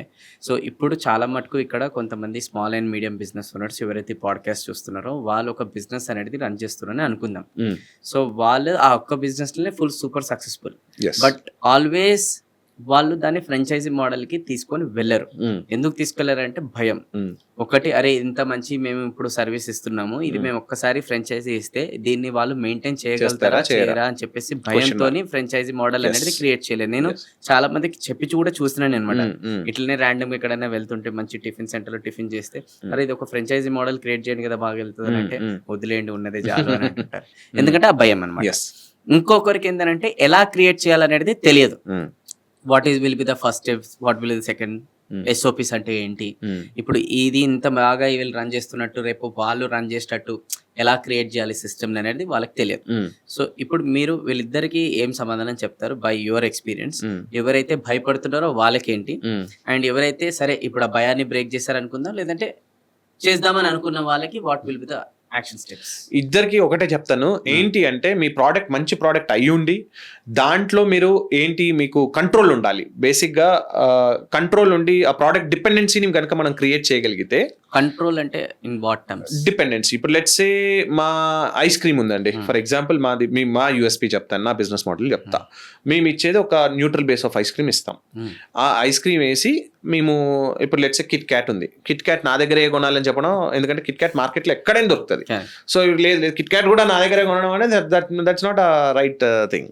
సో ఫ్లేవర్స్ ఏవైతే ఉంటే కొన్ని డిపెండెన్సీ ఉంటాయి మా మీద. ఇప్పుడు లెట్స్ సే బ్రౌనీ ఇక్కడ హైదరాబాద్లో ఒకలా ఉంటుంది, విజయవాడలో ఇంకోలా ఉంటుంది, రాజమండ్రిలో ఇంకోలా ఉంటుంది. డిఫరెంట్ బేకరీస్ డిఫరెంట్గా బేక్ చేస్తాయి. సో షేక్లో ఈ బ్రౌనీ వేసినప్పుడు టేస్ట్ అనేది వేరీ అవుతుంది. సో ఈ ice cream is a heart. Ice cream కంప్లీట్గా మా దగ్గరే తీసుకోవాలి. వీ హ్యావ్ అవర్ ఫార్ములేషన్, ఒక సీక్రెట్ ఫార్ములేషన్లో ఒక షుగర్ క్వాంటిటీ లెస్ వేసి, ఫ్యాట్ కంటెంట్ తక్కువ వేసి చేస్తాం. సో దీంట్లో యూఎస్పీ ఏంటి, వాళ్ళు ఏ ఫ్లేవర్ అయితే వేస్తారో ఆ ఫ్లేవర్ టేస్ట్ వాళ్ళకి ఎవ్రీ సిప్లో తగులుతుంది. సో ఫ్లేవర్స్ మీద డిపెండెన్సీ ఏంటి, ఇప్పుడు బయట దొరికే ప్రోడక్ట్స్ కిట్ క్యాట్, ఓరియో ఉంది, వాళ్ళు ఎక్కడైనా కొనుక్కోవచ్చు. ఇప్పుడు లెట్స్ సే బ్రౌనీ లాంటి product, brownie, red velvet cake లాంటి ప్రోడక్ట్ మా దగ్గరే కొనాలి అంటాం. సో వాఫుల్ ప్రిమిక్స్ మా దగ్గరే తీసుకోవాలి అంటాం. So these are the some dependency products. ఇవి మా దగ్గర తీసుకోవాలి, మిగతా మార్కెట్లో దొరికే మార్కెట్లో తీసుకోవాలి. సో 60% డిపెండెన్సీ ప్రోడక్ట్స్ ఉంటాయి, 40% వచ్చేసి మార్కెట్లో దొరికే ప్రోడక్ట్స్ ఉంటాయి. సో వీళ్ళకి ఏం చెప్తామంటే బయట ఈ ఐస్ క్రీమే దొరుకుతుందా, దొరకదు. And more over what I'm doing, బయట దొరికే ప్రైస్ కంటే నేను బెటర్ ప్రైస్ ఇస్తా. ఎందుకు అంటే వాళ్ళకి if I'm giving a better price they will not go for a second alternative, right? So నాకంటే తక్కువకు దొరుకుతుంది అంటే మనకు తెలియకుండా వాళ్ళు ఏదో మతలబ్ చేయడానికి ట్రై చేస్తారు. సో మార్కెట్లో ఒకటి ఇస్తున్నాడు అంటే అది if it is adulterated product then that is a good quality ప్రోడక్ట్తో కంపేర్ చేయొచ్చు. ఇప్పుడు లెట్స్ సే ఒక ఐస్ క్రీమ్ బయట 100 రూపాయలకి అమ్మే వాళ్ళు ఉన్నారు, 500 రూపీస్కి అమ్మే వాళ్ళు ఉన్నారు. సో ఇప్పుడు నేను 100 రూపీస్కి అమ్మే ఐస్ క్రీమ్ తీసుకొచ్చి 500 రూపీస్తో అయితే కంపేర్ చేయకూడదు, కానీ బట్ గుడ్ క్వాలిటీ ప్రోడక్ట్తో కంపేర్ చేసుకున్నా మార్కెట్లో దొరికే ప్రైస్ కంటే నేను తక్కువ ప్రైస్కి ఇస్తాను. సో అప్పుడు నా దగ్గర ఫ్రాంచైజ్ తీసుకున్న వాళ్ళు బయటకు వెళ్ళారు. So this is the dependency which we created. ఇప్పుడు అదే డిపెండెన్సీ కనుక మీరు మీ బిజినెస్ మోడల్లో క్రియేట్ చేయగలిగితే వాళ్ళు మిమ్మల్ని కాదని ఎక్కడికి వెళ్ళరు. సో ఆ డిపెండెన్సీ లేకుంటే మాత్రం ఏదో ఇప్పుడు ఒక దగ్గర ఏదో పెట్టాము బాగా నడుస్తుంది, సో మీరు కూడా తీసుకోండి ఫ్రాంచైజ్ ఇస్తాను నాకు డబ్బులు వస్తాయి ఇనిషియల్ లెవెల్లో అని చెప్పేసి అమ్ముతూనే పోతారు. ఒక 10 అవుట్లెట్లు అమ్ముతాడు, అక్కడ డిపెండెన్సీ ఉండదు. వాడు మెటీరియల్ ఇక్కడ ఈయన ఇచ్చేదే కాదు, బయట కూడా దొరుకుతాయి కాబట్టి బయట నుంచి కూడా తెచ్చేసుకున్నప్పుడు ఇక్కడ వీళ్ళని బైపాస్ చేసేస్తారు. యాజ్ అ బ్రాండ్ ఏమవుతుందంటే ఈ 10 స్టోర్లలో వీళ్ళు సరిగ్గా మెయింటైన్ చేయరు. ఎండ్ ఆఫ్ ద డే ఈయన బాగా నడిచే స్టోర్, మంచిగా నడిపించే స్టోర్ కూడా ఈ బ్రాండ్ వాల్యూ అనేది మొత్తం నెగిటివ్ అవ్వడం వల్ల దీన్ని కొలాప్స్ చేయాల్సి వస్తుంది, క్లోజ్ అయిపోతుంది, కస్టమర్ బేస్ అనేది తగ్గిపోతుంది. సో ఎప్పుడైతే ఎప్పుడైతే డిపెండెన్సీ క్రియేట్ చేస్తేనే ఫ్రాంచైజీ మోడల్కి రండి. Okay. డిపెండెన్సీ క్రియేట్ చేయలేనప్పుడు రాకండి. హ్యాపీగా మీ బిజినెస్ ని మీరు దందా ప్రశాంతంగా ఒక అవుట్లెట్ 2 అవుట్లెట్లు మీరే సొంతంగా పెట్టుకొని ఆపరేట్ చేసుకోండి. సూపర్. సో డిపెండెన్సీ అనేది క్రియేట్ ఇప్పుడు చేసేసుకురని అనుకుందాం వాళ్ళు. సో ఇప్పుడు వాళ్ళు ఫ్రాంచైజీ మోడల్కి వెళ్ళాలనుకుంటున్నారు. Okay, so what will be the steps స్టార్టింగ్లో to create franchise model? Like one step will be SOPs and like that, what will be the steps? So steps వచ్చేసి డిపెండెన్సీ క్రియేట్ చేశాక definite గా SOPs create చేసుకోవాలి. SOPs create what is SOPs? అది కూడా standard operating procedures. So ఎలా operate చేయాలి, దాన్ని ఎలా మెయింటైన్ చేయాలి. ఎగ్జాంపుల్ నా మిల్క్ షేక్స్ తీసుకుంటా. ఇవాళ మాది మొత్తం మిల్క్ షేక్స్ బయటకు తెచ్చేస్తున్నారు. సో సరే, మాది ఫర్ ఎగ్జాంపుల్ చెప్తా. మేము ఏం వాడతాం? ఐస్ క్రీమ్ వాడతాం, మిల్క్ వాడతాం, ఫ్లేవర్ వాడతాం. ఎంత క్వాంటిటీ, ఎన్ని గ్రామ్స్ ఆఫ్ ఐస్ క్రీమ్ వేయాలి, ఎన్ని గ్రామ్స్ ఆఫ్ మిల్క్ వేయాలి, తర్వాత ఎన్ని గ్రామ్స్ ఆఫ్ ఫ్లేవర్స్ వేయాలి. So this is our SOP. So దీంట్లో ఏంటి, ప్రాపర్గా ఆ గ్రామేజ్ ప్రకారంగా వేస్తే ఆ టేస్ట్ అనేది ఇప్పుడు హిమాయత్నగర్లో తాగిన అదే టేస్ట్ వస్తుంది, జూబ్లీస్కి వెళ్ళిన అదే టేస్ట్ వస్తుంది, మాదాపూర్కి వెళ్ళిన అదే టేస్ట్ వస్తుంది అవుట్లెట్స్లో. సో ఒక ప్రాపర్ SOP అనేది ఫిక్స్ చేయాలి. ఎందుకంటే ఒక బ్రాండ్ లాగా మనం క్రియేట్ చేసి ముందుకు వెళ్తున్నప్పుడు ఆ బ్రాండ్కి రిలేటెడ్ ప్రోడక్ట్ ఎక్కడికి వెళ్ళినా కూడా సిమిలర్గా ఉండాలి. So that is SOP. ఒక SOPస్ని అండ్ అది ఒక ఓన్లీ ఇంగ్రీడియంట్స్ ఎట్లా వేయాలి ఇది ఒకటే కాదు, స్టోర్ మెయింటైన్ ఎట్లా చేయాలి, దాన్ని ఎట్లా నీట్గా ఎట్లా మెయింటైన్ చేయాలి, ఎంప్లాయీస్ ఎలా హైజీన్గా స్టోర్స్ ఎట్లా మెయింటైన్ చేయాలి, వాళ్ళు గ్రూమింగ్ స్టాండర్డ్స్ ఎట్లా ఉండాలి, ఇవన్నీ కూడా ఒక సెట్ ఆఫ్ రూల్స్ ని తయారు చేసుకొని పెట్టుకొని అంటే ఇప్పుడు లెట్స్ ఇప్పుడు మిల్క్ షేక్స్ గురించి చెప్తున్నాడు కదా, అది ఈజీ ఏమో మిగతా కాదేమో అనుకుంటారు. కాదు, బిజినెస్ మోడల్ డిఫరెంట్ ఏమో, బిజినెస్ ప్రోడక్ట్ డిఫరెంట్ ఏమో. సో ఈవెన్ దానికి తగ్గట్టుగా మనం ట్వీక్ చేసుకొని వాటిని డిఫైన్ చేసుకొని అవే సెట్ ఆఫ్ రూల్స్ని అన్ని స్టోర్స్లో ఇంపోజ్ చేయాలి. సో వాళ్ళ అవుట్లెట్ పెట్టే అప్పుడే this is how you have to operate అని చెప్పి వాళ్ళకి చెప్పాలి. So first SOPs plays a major role. దాని తర్వాత నెక్స్ట్ ఇప్పుడు అవుట్లెట్స్ కొన్ని ఉంటాయి. తర్వాత ఇప్పుడు ఏమంటాడు, ఫ్రాంచైజ్ తీసుకుంటాడు, డిపెండెన్సీ ఉన్న ప్రోడక్ట్కి అయితే వాళ్ళు వీళ్ళని బైపాస్ చేసి వెళ్ళడానికి స్కోప్ ఉండదు. సో డిపెండెన్సీ లేని ప్రోడక్ట్కి వచ్చే ఛాలెంజ్ ఏంటి, సో వీళ్ళని బైపాస్ చేస్తారు. మొత్తం ఇట్లా చేయాలి బాబు ఇది అని చెప్పి మనం సీక్రెట్స్ అన్ని వాళ్ళకి చెప్తాం. సీక్రెట్ కాదు, okay whatever recipes or whatever it is చెప్పిన తర్వాత వాడు ఏం చేస్తాడు, వీడికి ఎందుకు కట్టాలి, నేను బయట నుంచే తెచ్చుకుంటా కదా అని చెప్పి బయటికి బైపాస్ చేసి వెళ్ళిపోతాడు. So this is the threat in the market. So if there is the dependency, if you are having proper SOPs in hand and if you are having a proper business మోడల్లో కూడా నేను చేసిన strategy చెప్తా. So మేము every 6 months ఒకసారి menu tweak చేస్తాం. Okay, నేను ఫస్ట్లో Day 1లో ఏదైతే మెన్యూ మార్కెట్లోకి తీసుకొచ్చానో అది ఫార్ములేషన్ చేసే టైంలోనే ఒక సెట్ ఆఫ్ మిల్క్ షేక్స్, అది ఎట్లా అద్భుతంగా ఉంటాయి, ఎక్సలెంట్ మిల్క్ షేక్స్. ఇప్పటికి నేను బ్రాండ్ స్టార్ట్ చేసి అరౌండ్ 13-14 years అయింది. ఇప్పటికి కూడా నేను ఆ ప్రోడక్ట్ ని బయటకు తీసుకురాలి. ఎందుకంటే that is like game changer for me. అది తీసుకొస్తా, ఎప్పుడు తీసుకొస్తా, when ever it is needed I will bring it out. So ఒక స్ట్రాటజికల్ గా ఎప్పుడు మొత్తం మన దగ్గర ఇది ఉంది అంతా ఇప్పుడే పెట్టేస్తా కాదు, ఎక్కడ ఎప్పుడు ఏది వాడాలి, ఎక్కడ ఏ స్ట్రాటజీ వాడాలి అనేది మనకు ఒక క్లారిటీ ఉండాలి. విజన్ కూడా పెద్దగా ఆలోచించాలి. సో సక్సెస్ అవ్వచ్చు అవ్వకపోవచ్చు, కాకపోతే ఆలోచన ఏముంది, ఫ్రీ ఆఫ్ కాస్టే కదా. పెద్దగా ఆలోచించాలి, పెద్దగా ఆలోచించుకొని దానికి తగ్గట్టుగా రోడ్ మ్యాప్ క్రియేట్ చేసుకొని సక్సెస్ వస్తే ఎవరికి ఎక్కువ ఆనందం, అందరికంటే ఎక్కువ హ్యాపీగా ఎవరైతే ఇంప్లిమెంట్ చేస్తారో వాళ్ళకే. కాబట్టి దాని ప్రకారంగా బిజినెస్ని బిల్డ్ చేసుకోవాలి is what I feel. Right. So ఇప్పుడు SOPs అయిపోయినాయి, దాని తర్వాత కొన్ని రూల్స్ సెట్ ఆఫ్ క్రియేట్ చేసుకుని అనుకుందాం. సో ఇప్పుడు ఎంతసేపు ఇప్పుడు ఎట్లుంటారంటే బయట, అరే నేను ఒక ఫ్రాంచైజీ తీసుకోవాలి అనేటప్పుడు ఆ ఫ్రాంచైజీ ఒక బ్రాండ్ చూస్తారు, కొన్ని టర్మ్స్ చూస్తారు వాళ్ళు. కానీ యాజ్ ఏ ఫ్రాంచైజీ ఇచ్చే ఓనర్ కూడా ఏం చూస్తాడు, ఎవరికి ఇవ్వాలి అని అంటే, you do any like what we call, వాళ్ళకి ఏదన్నా మీరు అనాలిసిస్ చేస్తారా, లైక్ వీళ్ళకే ఇస్తే బాగుంటుంది ఎందుకంటే బ్రాండ్ కూడా మెయింటైన్ చేయాలి కదా, అట్లా ఏమైనా క్రైటీరియా మీరు మెయింటైన్ చేస్తారా? చూస్తామండి, మేము 1-on-1 పెట్టుకుంటాము, వాళ్ళతో మాట్లాడతాము, ఆ లొకేషన్స్ చూస్తాము. సో వీళ్ళు కేపబుల్ ఇనఫా కాదా చూస్తాం. బికాస్ చాలా మంది ఎమోషనల్గా వాళ్ళ పేరెంట్స్ని ఫోర్స్ చేసో వాళ్ళ దగ్గర ఏదో డబ్బులు తీసుకొచ్చి పెట్టేస్తాము వాళ్ళని. So this is the trend which is happening in market. కొంతమంది ఎక్కువ డబ్బులు ఉన్న వాళ్ళు అయితే కోట్లలో పెడుతున్నారు, కొంత ఇక డిపెండ్స్ ఆన్ దేర్ ఫ్యామిలీ వాళ్ళ మనీ తీసుకొచ్చి పెడుతున్నారు. సో వాళ్ళకి కొంతమందికి జీల్ ఉంటుంది, చేయాలన్న తపన ఉంటుంది, చేయగలిగే కెపాసిటీ ఉంటుంది. జస్ట్ లైక్ దట్ డబ్బులు ఉన్నాయి కదా, డబ్బులున్న ప్రతి ఒక్కరు బిజినెస్ చేయొచ్చు, దాంట్లో సక్సెస్ అవ్వచ్చు అనుకోవడం కష్టం. సో దాని ప్రకారంగా మేము ఎవాల్యుయేట్ చేస్తాము. అదొకటే క్రైటీరియా కాదు, how much time are they giving for the business. వాళ్ళు జస్ట్ మనీ మేకింగ్ కోసమే చేస్తున్నారా, లేదు వాళ్ళకంటూ ఒక జీల్ ఉందా బిజినెస్ మీద, ఇవన్నీ కూడా మేము we have our set of rules which we keep and we discuss with them. And in person నేను కూడా మాట్లాడి ఆ లొకేషన్ కూడా ఇన్ పర్సన్ నేను కూడా చూస్తాను.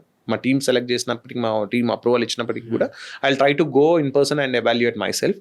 And if it is a strategic location then only we give. ఇవన్నీ చేశాక కూడా అవుట్ ఆఫ్ 10 ఒక అంటే 10 to 20% ఫెయిల్యూర్ రేట్ ఉంటుంది. బట్ అది కూడా రిస్క్ ని మినిమైజ్ చేసుకోవడం కోసం మేము చేసిన స్ట్రాటజీ ఏంటి అంటే interiors is a major expense, right? So ఇప్పుడు ఒక దగ్గర స్టోర్ పెట్టి ఒక దగ్గర నుంచి ఇంకో దగ్గరికి మూవ్ చేయడానికి మెషినరీని తీసుకెళ్ళొచ్చు. So brand name already successful product కాబట్టి వాళ్ళు మన దగ్గరకు వచ్చారు.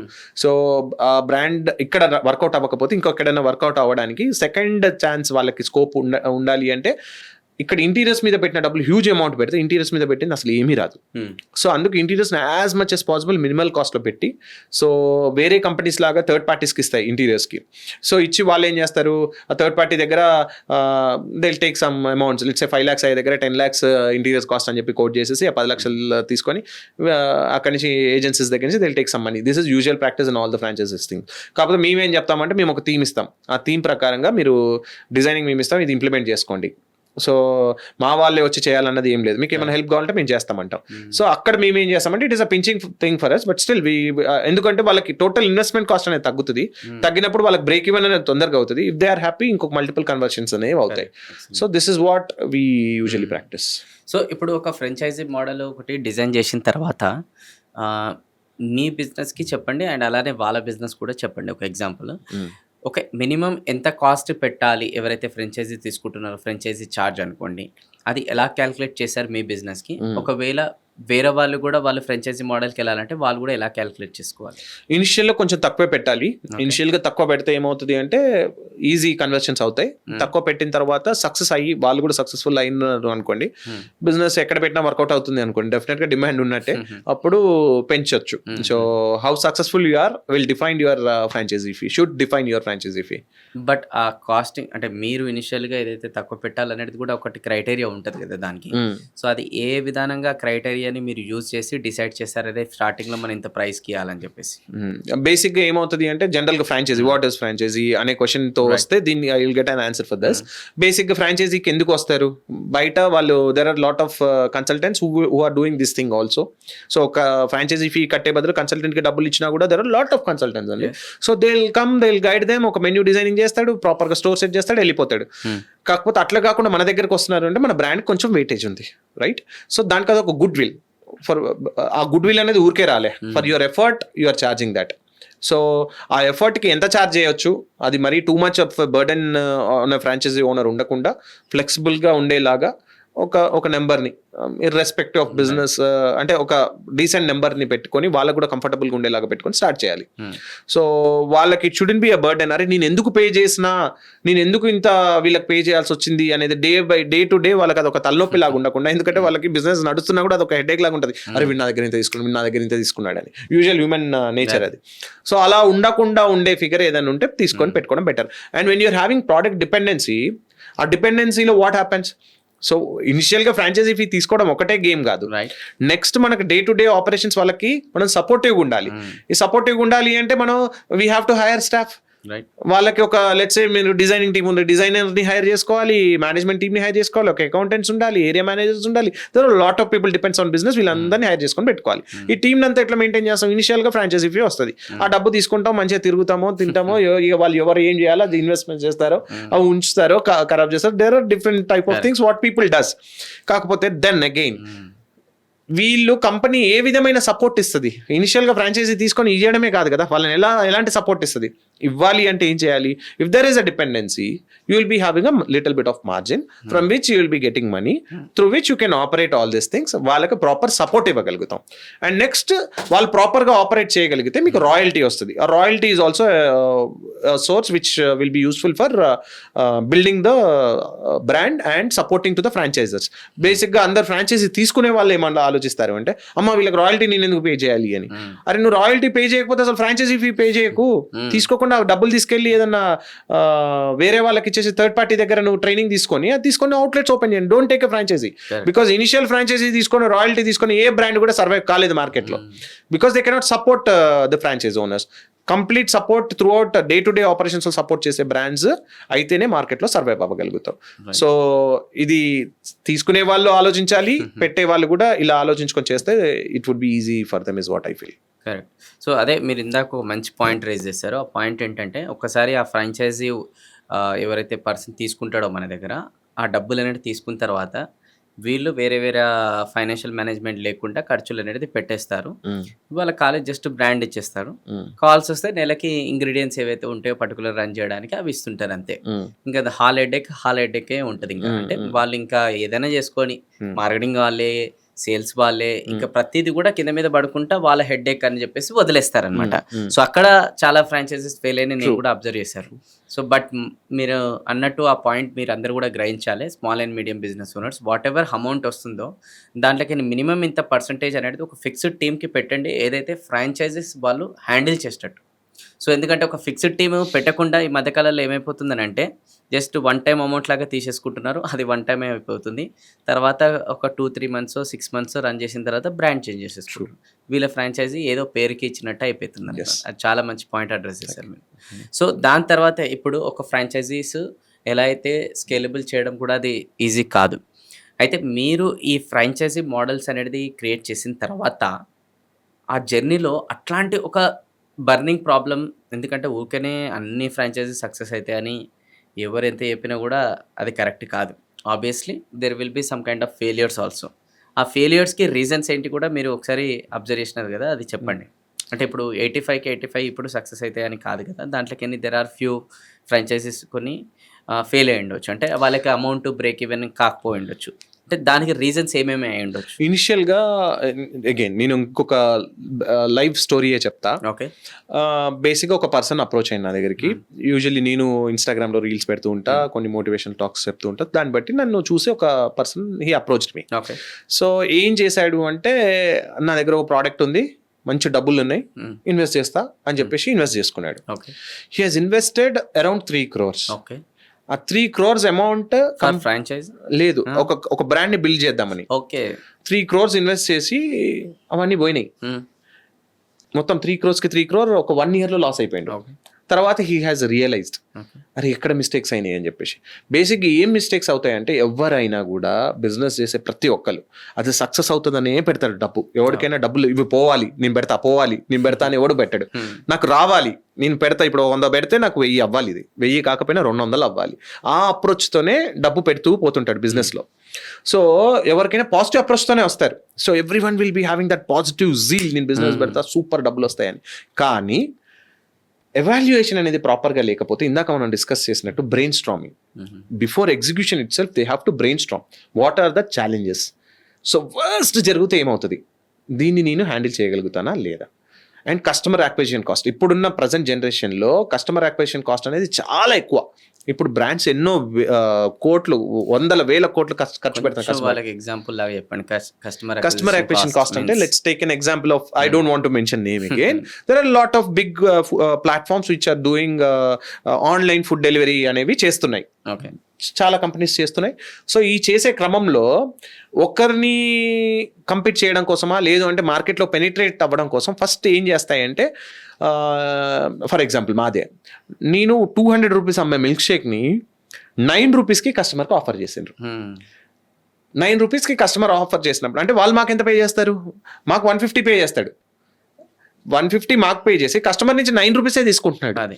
అంటే అక్కడ ఎంత స్పెండ్ చేసి 141 రూపీస్ ఆన్ ఈచ్ గ్లాస్ వాళ్ళు ఎక్కువ పెడుతున్నారు. ఎందుకు అంటే it's like marketing activity for them. So ఈ 9 రూపీస్ ఆఫర్ చూడగానే ఏం చేస్తాడు కస్టమర్, వాళ్ళ యాప్కే వెళ్ళి ఆర్డర్ చేస్తూ ఉంటాడు. సో దీన్ని బట్టి ఏమవుతుందంటే, they will get a good customer base, నా యాప్కి కస్టమర్ అలవాటు అవుతాడు. సో అసలు ఈ యాప్ వాడని వాడు కూడా ఆ యాప్ వాడడానికి ఒక ఇనిషియల్ పుష్ లాగా ఉండడం కోసం ఈ మనీని బాగా భయంకరంగా బర్న్ చేస్తారు. మల్టిపుల్ బ్రాండ్స్ మీద కూడా బర్న్ చేస్తారు, మార్కెటింగ్ కోసమా, ఇంకా మార్కెట్లో ట్రెండ్ అవడం కోసమో. So all these things will be done.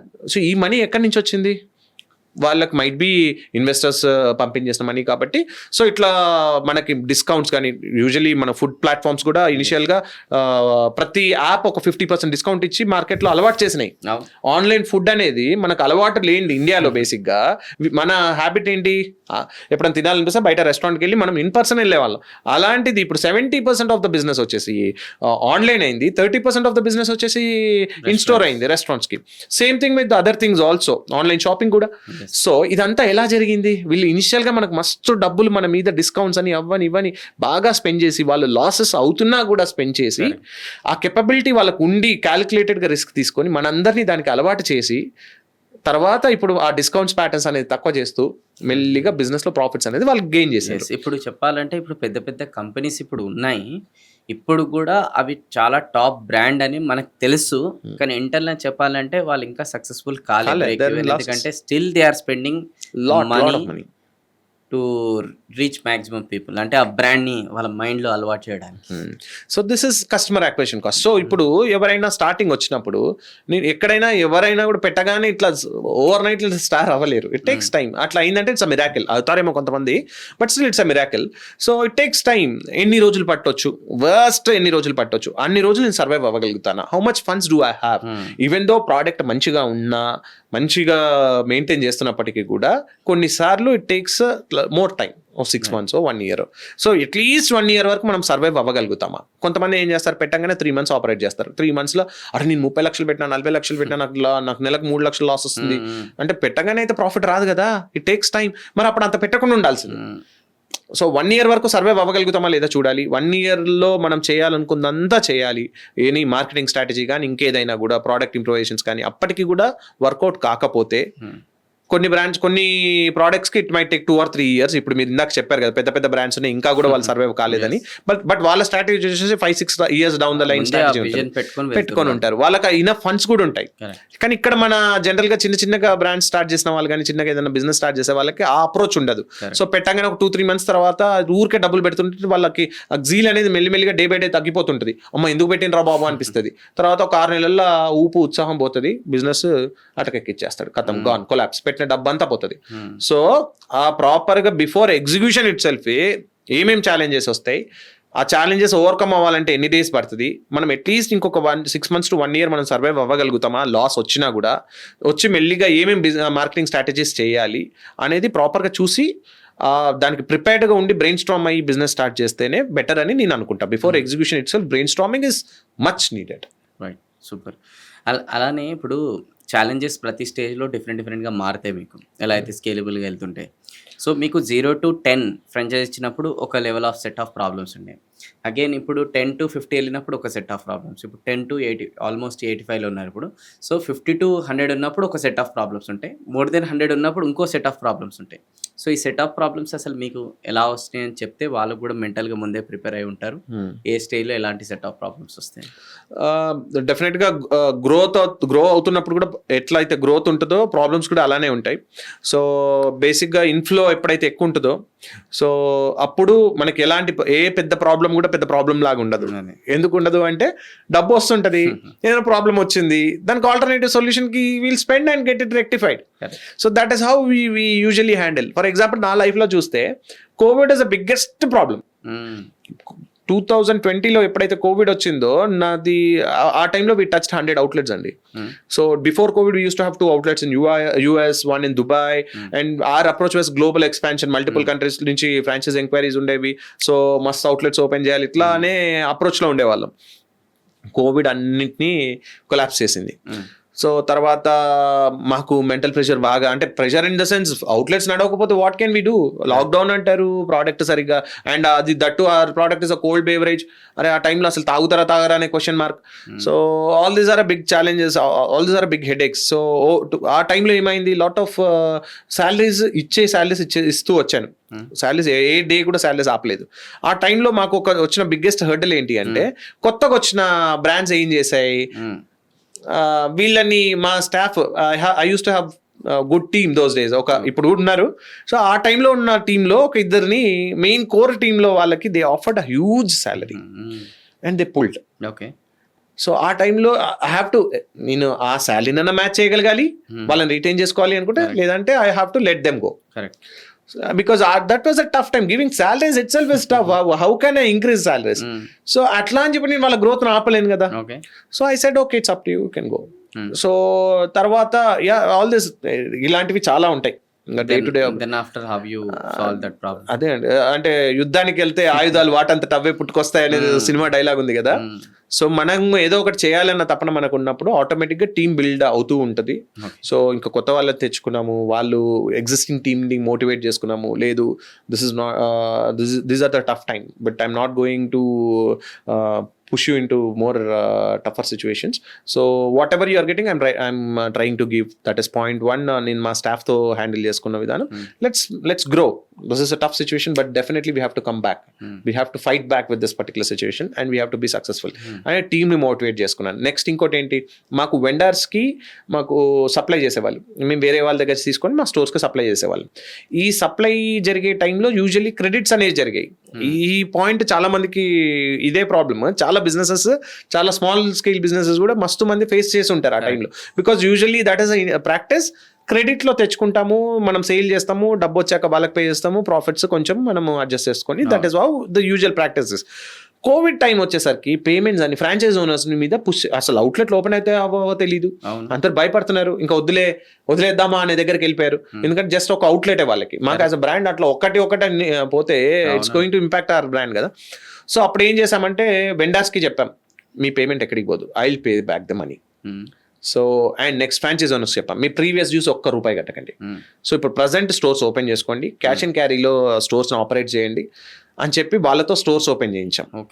So ఎందుకంటే వాళ్ళకి అప్పుడు రెంటల్ వాళ్ళు ఒప్పుకోలేదు, గవర్నమెంట్ ట్యాక్సెస్ కట్టుకుంటే ఒప్పుకోలేదు, సో ఎంప్లాయీస్ శాలరీస్ చేయకుండా ఎంప్లాయీస్ వర్క్ చేయరు. So all these are headaches. నేను ఒక హెడ్ ఏక్ లాగా నేను మీకు ఉన్నాను. కంపెనీకి కట్టాల్సిన ₹1 మీరు కట్టాల్సిన అవసరం లేదు, ఫస్ట్ అవుట్లెట్స్ ఓపెన్ చేసేసుకోండి, మంచి క్యాష్ అండ్ క్యారీ చేయండి అని చెప్పా. That gave them the positive Boost. So next ఇక్కడ వెండర్స్కి ఏం చేశాను, అలా అని చెప్పేసి వీళ్ళని టైం తీసుకుంటే వాళ్ళకు కూడా ప్రాబ్లం కానీ, అలాగే అందరూ టైం, కొంతమంది ఎగ్గొట్టేశారండి, చాలా మంది వెండర్స్కి పేమెంట్సే చేయలేదు చాలా మంది. సో అప్పుడు మేమేం చేసాము, I sold out one property, I got that money, I cleared all the vendor payments and వాళ్ళకి ఆ ట్రస్ట్ని గెయిన్ చేశాను. సో వాళ్ళు సప్లైస్ ఇచ్చారు. సో ఇక్కడ క్యాష్ అండ్ క్యారీ మెథడ్లో మెల్లిగా ఆ ప్రాబ్లం నుంచి బయటకు వచ్చాం. ఇలాంటి ప్రాబ్లమ్స్ డే బై డే ఆపరేషన్స్లో కూడా చాలా వస్తాయి. స్టాఫ్ మనం మస్తు నమ్ముతాం, నమ్మిన వాళ్ళే మోసం చేస్తారు, మనతో తిరిగేవాడే మోసం చేస్తాడు. So all these are part of game. అరే వీడు ఎట్లా నన్ను ఎట్లా చేసిండంటే, అరే అదొక లెసన్. ఇప్పుడు ఒక కాలేజ్కి MBAకి వెళ్తాం, what will we do, will pay the fee, అక్కడ ఒక కోర్స్ నేర్చుకొని వస్తాం, రైట్? సో ఇది కూడా అంతే లైఫ్లో, అదొక కాకపోతే కొన్ని కాస్ట్లీ లెసన్స్ ఉంటాయి.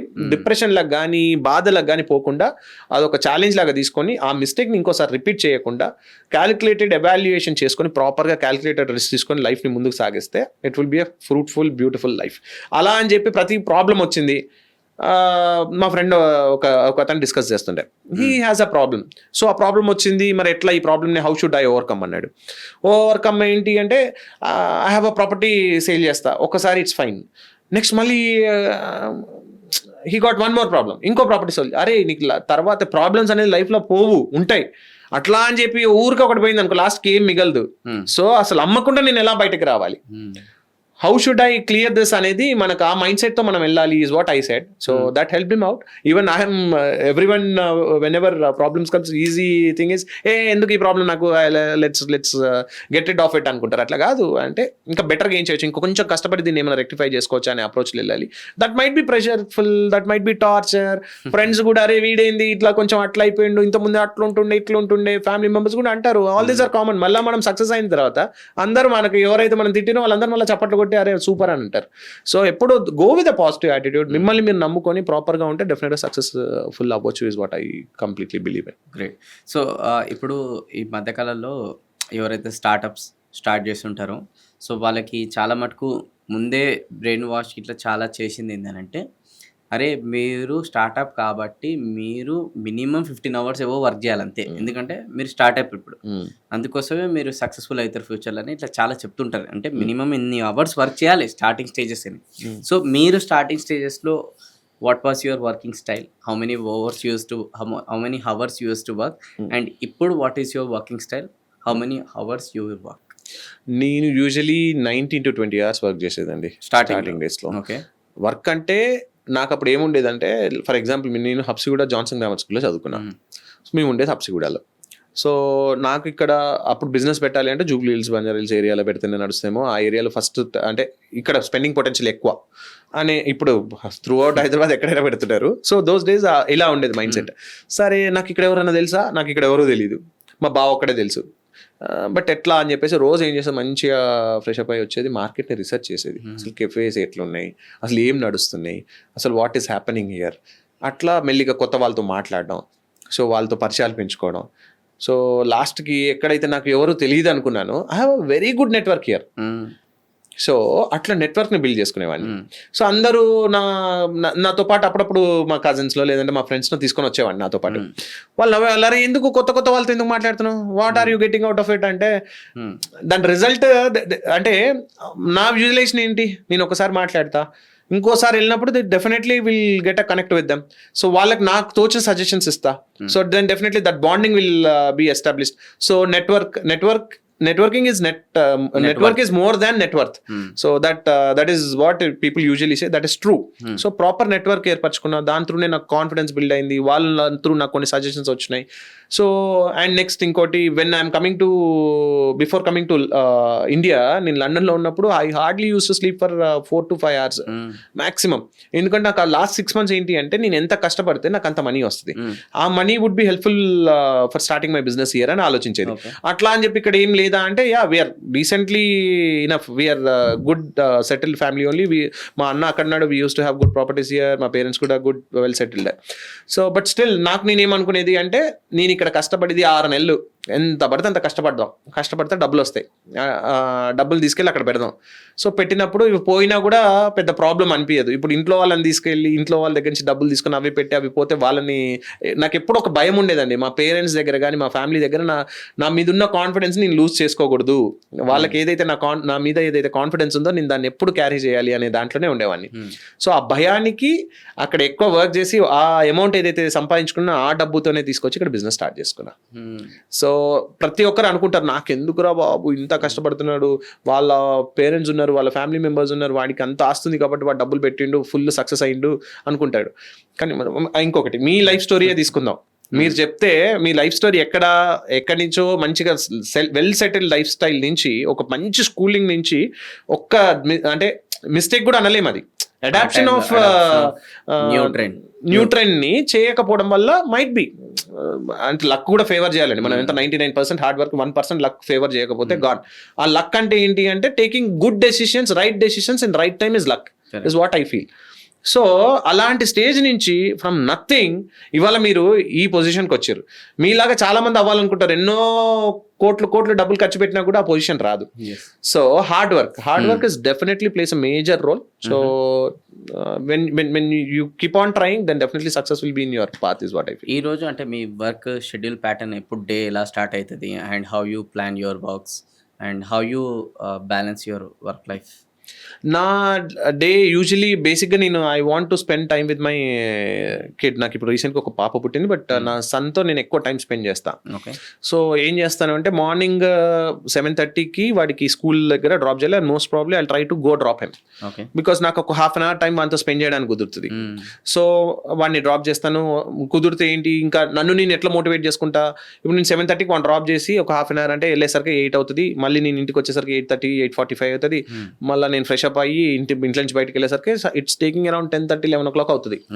సో అప్పుడు దానికోసం ఏం చేస్తున్నా, అండ్ నైట్స్ వచ్చేసరికి అరౌండ్ సమ్ టైమ్స్ 11, 12 ఇట్లా అవుతాయి. అండ్ 12 o'clock, 1 o'clock వరకు కూడా కాల్స్ అటెండ్ అవుతా. సో దీనివల్ల ఏమవుతుంది అంటే, ఈవినింగ్స్ నా పిల్లలతో కానీ నా ఫ్యామిలీతో కానీ నేను టైం స్పెండ్ చేయలేకపోతున్నాను. సో అందుకు I started choosing this path, నేను వాడిని స్కూల్లో డ్రాప్ చేయడం. అండ్ తర్వాత ఏమవుతుంది, నేను ఇంటికి వచ్చాక ఒక 2-3 hours వేస్ట్ అవుతుంది మళ్ళీ నాకు రిటర్న్ జర్నీ ఇదంతా. సో మార్నింగే నేను వాడితో పాటు లేవాలి, నాకు ఎంత లేట్ అయినా కూడా వాడితో పాటు లేవాలి, నేను ఫ్రెష్ అప్ అవ్వాలి. ఫ్రెష్ అప్ అయ్యి నేను బయటకు వెళ్ళిపోయాను అనుకోండి, రెడీ అయ్యి వెళ్ళిపోతే డే అక్కడి నుంచే స్టార్ట్ అయిపోతుంది. సో ఒక 2 hours ఇంకా బెటర్ యూటిలైజేషన్ చేసుకోవచ్చు అని చెప్పేసి. ఈ ఐడియా బాగుంది, నేను అడాప్ట్ చేసుకుంటాను. సో నెక్స్ట్ కూడా అదే ప్రాబ్లం అవుతుంది. This strategy will definitely work out. ఈ రోజు యాక్చువల్గా వ్యాన్ ఉంది, స్కూల్ వ్యాన్ మా పాపకి, అయినా ఈ రోజు నేను డ్రాప్ చేసిన నేనే కావాలని. ఓకే, అది quality of time with family. Time దొరికింది ఈ రోజు మాట్లాడడానికి. మనకు కూడా మోటివేషన్ ఎట్లా అవుతుంది, ఇదే కంటిన్యూ చేయాలని అనిపించింది. సో నెక్స్ట్ ఇంకోటి ఏమవుతుంది, ఎప్పుడన్నా మార్నింగ్స్ లేట్ నైట్ అవుతుంది, మనం మార్నింగ్ మాక్సిమం ఏం చేస్తానంటే మార్నింగ్ ఒక మీటింగ్ పెట్టుకుంటా. మీటింగ్ పెట్టుకున్నప్పుడు ఏమవుతుంది అంటే ఆ మీటింగ్ కోసమైనా మనం లేజినెస్ వదిలేస్తాం, అరే పాపం వాళ్ళు వెయిట్ చేస్తాం మనం వెళ్ళిపోవాలి అని చెప్పేసి వెళ్ళిపోతాం. This is how I maintain. So once ఇంట్లో నుంచి బయటకు వచ్చిన మనకి ఇంకా అసలు బిజీగా ఉంటాం కాబట్టి, సో ఫస్ట్ ఇంట్లో నుంచి ఆ లేజినెస్ వదిలేసి ఇంట్లో నుంచి బయటికి రావాలి. That is major challenge. How often you take breaks అంటే బేసిక్ గా నేను ఇది స్ట్రెస్ లాగా తీసుకోనండి, బికాజ్ నేనున్న బిజినెస్ లైన్ లో ఏంటి అంటే talking to new people, talking to existing people. Travel చేస్తాం. యూ డోంట్ బిలీవ్ 1 week లో 5,000 kilometers ట్రావెల్ చేసి అన్ని స్టోర్స్ కవర్ చేసుకొని వచ్చిన రోజులు కూడా ఉన్నాయి. అవుట్ ఆఫ్ ఇండియా లైక్ వెళ్తాను వన్స్ ఇన్ ఎ వైల్, ఎప్పుడో ఒకసారి వెళ్తాను. ఇంతకుముందు యుఎస్ లో స్టోర్స్ ఉన్నప్పుడు యుఎస్కి వెళ్ళేది, దుబాయ్కి వెళ్ళేది, ఇయర్లీ వన్స్ వేరే కంట్రీకి వెళ్ళేది. బట్ ఇప్పుడు కొంచెం స్టాప్ చేసి బిజినెస్, ఎందుకంటే ఇప్పుడు this is not the time to enjoy, so this is the time to build a new product. So because exclusive milk shake brand అనే దాని నుంచి ట్వీక్ చేసి ఇప్పుడు ఒక బడ్జెట్ ఫ్రెండ్లీ కెఫే లాగా తీసుకొస్తున్నాము. సో బికాజ్ ఇప్పుడు లెట్స్ సే హైవేస్ మీదనే మనం చూస్తే బిగ్ బ్రాండ్స్ వచ్చేసి 250-300 రూపీస్ కాఫీ ఉంటుంది, నార్మల్ షాప్స్ వచ్చేసి 25-30 రూపీస్ కాఫీస్ ఉంటాయి. ఒక క్యాపుచినో తాగాలి అన్న వాడికి ఎదర్ అదన్న వెళ్ళాలి, లేదంటే ఇంకా ఆప్షన్ ఉండదు. సో మేము we're coming up with cafe model, cafe makers of milk shakes అని తీసుకొచ్చి ఇన్వెస్ట్మెంట్ కూడా అరౌండ్ 15-20 lakhs లో తీసుకొచ్చేసి ఒక QSR మోడల్లో మంచి food plus coffees, milkshakes, ice creams అన్ని కూడా ఈ మోడల్లో తీసుకొచ్చి including 20 lakhs with the setup 15-20 lakhs లోపల పెట్టాలి అనే దాంతో we're coming up with that concept అండి. అది కూడా వితౌట్ షెఫ్, వితౌట్ వేస్టేజ్ లో ఎలా చేయొచ్చు, మినిమం వేస్టేజ్ తో ఎలా ప్లాన్ చేయొచ్చు అనేది we have done a decent R&D. So once అది ప్రోడక్ట్ మార్కెట్ లోకి తీసుకొచ్చి సక్సెస్ అయ్యాకనే అగైన్ మళ్ళీ రిలాక్సేషన్ మోడ్ లోకి వెళ్తా. అప్పటి వరకు లేదు, కీప్ పుషింగ్ అనేది, I keep motivated. Nice. So ఇప్పుడు నేను యాక్చువల్గా క్వశ్చన్ అడుగుదాం అనుకున్నాను, కానీ దానికి మీరు ఇందాక ఆన్సర్ ఇచ్చారు. బట్ మళ్ళీ కూడా నేను అడుగుదాం అనుకుంటున్నాను. లెట్స్ సీ ఇంకేదైనా డిఫరెంట్ ఆన్సర్ ఎక్స్పెక్ట్ చేస్తాను. ఇప్పుడు మేకర్స్ ఆఫ్ మిల్క్ షేక్ అనేది మీరు ఒక బ్రాండ్ ఎస్టాబ్లిష్ చేసి 85 ఫ్రాంచైజీస్ అనేది ఇచ్చారు. ఓకే, ఫైన్, గుడ్ అనుకుందాం. మళ్ళీ మీరు ఒక 0 నుంచి స్టార్ట్ చేద్దామని అనుకుందాం, ఇది కైండ్ ఆఫ్ బ్రాండ్ ఎంచుకొని, అండ్ దాన్ని మీరు ఇప్పుడు మేకర్స్ ఆఫ్ మిల్క్ షేక్ కన్నా ఇంకెక్కువ మందికి ఫ్రాంచైజీస్ ఇచ్చి ఇంకా ముంగట తీసుకెళ్ళాలని అని అనుకుందాం. ఇందాకనే ఒక మోడల్ చెప్పేసారు. అది కాకుండా ఏదైనా బిజినెస్ అంటే ఏది ఎంచుకుంటారు? ఇప్పుడు యాజ్ ఆఫ్ నౌ అయితే నేను completely dedicated towards cafe makers of milk shakes అండి. లేదు, అండ్ ఎక్స్ప్లోరింగ్ మల్టిపుల్ ఆప్షన్స్, ఏదైతే స్కేలబిలిటీ ఉంటుంది, ఒక గుడ్ అప్రోచ్ లో వెళ్ళొచ్చు అనుకుంటే మైండ్ లో ఉంటది కదా. అరే, అండ్ నా వైఫ్ డాక్టర్ అండి, నా వైఫ్ వచ్చేసి MD anaesthesia critical care physician. So నేను తనతో మాట్లాడుతూ ఉంటాను. బేసిక్ గా మా ఇద్దరు డిస్కషన్స్ లో తనని కూడా బిజినెస్ లైన్ లోకి తీసుకొచ్చి ఇద్దరం కలిసి ఒక మెడికల్ రిలేటెడ్ బిజినెస్ లోకి ఏదైనా ఎంటర్ అవ్వాలి అని చెప్పేసి. That is there, but it might takes time. But because as I'm not giving much time to my kids and family, my wife, I have to thank her, she's giving good time to my kids and family. So tanu kuda next within a couple of years business line lo kochi we might start medical related business ante. Right. So ee journey మొత్తంలో కూడా అట్లాంటి days ఏమైనా మీకు జరిగినా, ఏదైతే మీకు నిద్ర పోనీయలేదు, ఏదైనా మీకు ఆడ్ టైమ్స్ అనుకోండి, బట్ దాని తర్వాత అగైన్ మీ దగ్గర నుంచి ప్రతిసారి ఆ వర్డ్ వింటున్నా నేను, every challenge I turn into opportunity అని. బట్ ఐ అగ్రీ, బట్ ఆ మూమెంట్ అనేది చాలా సఫరింగ్ ఎవరికైనా ఉంటుంది. అరే ఇది నాతోని ఇట్లా అవుతుంది కదా ఇప్పుడు, ఫర్ అన్ ఎగ్జాంపుల్, అట్లా సఫర్ అయ్యి దాన్ని ఓవర్కమ్ చేసి దాని నుంచి నేర్చుకొని వచ్చి బయటపడ్డది. అట్లా జర్నీలో చూస్తే చాలా ఉంటాయి, but one incident which touch to your heart. So yeah, మళ్ళీ again cutting back to the story. ఇప్పుడు ఏంటి అంటే ఈ after 13 to 14 years of business journey, mind maturity, so ఛాలెంజెస్ని ఓవర్కమ్ అవ్వడం, when I'm nothing in the sense, అప్పుడు I'm not successful in market, నేను అప్పుడు కొత్త మార్కెట్లోకి, ఆ టైంలోనే ఛాలెంజెస్ వచ్చినప్పుడు చాలా బాగా వీక్ ఉంటాం. యూజువలీ సక్సెస్ అయ్యి కష్టం చూసి సక్సెస్ అయిన వాడికి మళ్ళీ కష్టం వచ్చినప్పుడు అది పెద్ద కష్టం లాగా ఉండదు, ఎందుకంటే వాడికి అర్థమైంది ఇవాళ కష్టపడుతున్నా రేపు మళ్ళా మంచి రోజు వస్తుందిరా బాబు అని. సో ఆ డేస్ లో, నేను నా ఇనిషియల్ డేస్ ఆఫ్ బిజినెస్ లో నాకు ఎప్పుడైతే హైదరాబాద్లో మస్తు తిరిగానండి, షాప్స్ కావాలని, ఎవరు షాప్ ఇవ్వలేదు. So that was a challenge. And next US visa reject అవ్వడము, చాలా అసలు నేను ఏమైపోతారా బాబు, అసలు నాకేమన్నా నేను లైఫ్లో సక్సెస్ఫుల్ అవుతానా అవ్వనా, అసలు ఏం జరిగిపోతుంది అనేది పెద్ద ఛాలెంజ్ లాగా ఉండేది. నాకు బేసిక్గా పొలిటికల్గా బాగా ఇష్టం. నేను why I started business again, 7th క్లాస్లో నేను ఏదైతే బిజినెస్ ఐడియా అన్నానో దానికంటే ముందు నాకున్నది నేను పొలిటికల్ కెరీర్లో గ్రో అవ్వాలి అని. ఎందుకు అంటే మా తాతగారు, మా నాన్న ఎట్ ద ఏజ్ ఆఫ్ 37, మా నాన్న 3 months బాబు ఉన్నప్పుడు మా తాతగారు చనిపోయారు, మర్డర్ చేశారు మా తాతని. He was AICC member, all India Congress committee member, మన entire Andhra Pradesh used to represent. చాలా ఎర్లీ ఏజ్ లో ఆయన్ని చంపేశారు. కాకపోతే ఆయన గురించి చాలా స్టోరీస్ విన్నా నేను, ఆయన ఇలా చేశారు, హౌ ఈజీ అని, చాలా మీటింగ్స్ ఆంధ్రప్రదేశ్ మొత్తాన్ని రిప్రజెంట్ చేస్తూ. So he was a senior leader, great leader. కానీ ఎట్ ద ఎర్లీ ఏజ్ ఆయనని చంపేశారు. He use to have lot of dreams. అరే నేను మా తాతకి ఏదైతే డ్రీమ్స్ ఉన్నాయో నేను అవన్నీ ఫుల్ఫిల్ చేయాలా, అట్లా వేరే వాళ్ళు అందరు చెప్తుంటారు, ఇట్లా రా, ఇదిరా, అదిరా అని చెప్పేసి స్టోరీస్ చెప్తుంటారు కాబట్టి అవన్నీ మోటివేట్ అయ్యావండి. సో నేను పొలిటికల్ గా వస్తాను అంటే no one will care, right? So I thought no, I have to first do business, be successful, then enter in to political career. So ఈ జర్నీలో నాకు పెయిన్ఫుల్ థింగ్ ఏంటి అంటే, నిన్న పొలిటికల్ దానికి ఏదైతే టైం ఇవ్వలేకపోతున్నానో, so that is one of the painful thing. And I will definitely make sure that I will enter in to politics one day. So but what is painful thing for me is, నాకు ఇది business is one of the passion. But what is the passion which is driving me to do business? To become a political leader. So if I'm not able to be a successful political leader, that is always నాకు అదొక every day, ప్రతి రోజు నాకు అదొక painful thing కింద ఉంటుంది. So great leaders like YSR, నేను అక్కడ ఆంధ్రాలో పులివెందులో చదివినప్పుడు అతని స్టోరీస్ వింటే ఈజ్ అ గ్రేట్ లీడర్ అండి. అట్లా ఒక లీడర్ అవ్వాలి, నేను కూడా ఒక మంచి లీడర్ అవ్వాలి, సొసైటీకి మంచి చేయాలా. సొసైటీలో ఇప్పుడు చూస్తే, ఇప్పుడు నా దగ్గరికి ఎవరైనా వచ్చారు అనుకోండి, ఇప్పుడు లెట్స్ సే మీరు కూడా ఉన్నారు, ఇందాక వచ్చారు, మీకోసం ఎవరైనా వచ్చి వెయిట్ చేస్తే, you are giving time, I'll just finish it off, I'll come back అని చెప్పేసి you will talk, you will tell them. ఇప్పుడున్న సొసైటీలో చాలా మంది, అందరూ అన్నాను నేను, చాలా మంది ఏం చేస్తున్నారంటే నాట్ ఈవెన్ టైం. అరే పబ్లిక్ ఓట్లేస్తే గెలిచిన లీడర్స్ కూడా పబ్లిక్ బయట కూర్చోవాలా, అండ్ వాళ్ళు జస్ట్ ఓట్లప్పుడు వచ్చేసి అమ్మ, అన్న, అక్క అని చెప్పి మాట్లాడతారు, తర్వాత జస్ట్ లైక్ దట్ వదిలేస్తున్నారు. That is not right. అలాంటి సీన్స్, ఇన్సిడెంట్స్ చూసినప్పుడు ఐ ఫీల్ బ్యాడ్. అరే ఇట్లా కాదు కదా, society should be in a different way. కానీ what can I do? Nothing, as of now nothing. But ఏదో ఒక రోజు రావచ్చు, that day I will definitely do that అనేది ఆ పర్టికులర్ ఫీలింగ్ తప్ప ఇంకా ఎలాంటి ఫీలింగ్ కూడా లేదు. ఎందుకంటే బిజినెస్లో challenges, apps and downs, hurdles, everything is common అండి. వాటన్నిటి నుంచి ఓవర్కమ్ అవ్వాల్సిందే, మనకి ఇంకా ఆప్షన్ లేదు. ఏదో ఉంటుంది కదా, పులి మీద సవారీ అంటారు కదా. ఎందుకంటే ఇప్పుడు ఏమి లేనప్పుడు పోగొట్టుకోవడానికి ఏమీ ఉండదు, ఏం పోయినా కూడా పెద్ద ఫరక్ పడదు, మళ్ళీ కెరీర్ ఏదో ఒకటి స్టార్ట్ చేయొచ్చు. ఇప్పుడు ఆల్రెడీ ఒక లైఫ్ స్టైల్కి సెట్ అయి ఉన్నాము, ఒక మంచి నెట్వర్క్లో కానీ సొసైటీలో ఒక మంచి పేరు తెచ్చుకొని ఉన్నాము. ఇప్పుడు బిజినెస్లో మనం ఇంకా అంచెలంచెలుగా ఎదగాల్సిందే, కానీ లేదమ్మా ఇంకా నాకు చాలా బాబు ప్రాబ్లం వచ్చిందని వదిలేస్తే మాత్రం మనం సర్వైవ్ కాలేము.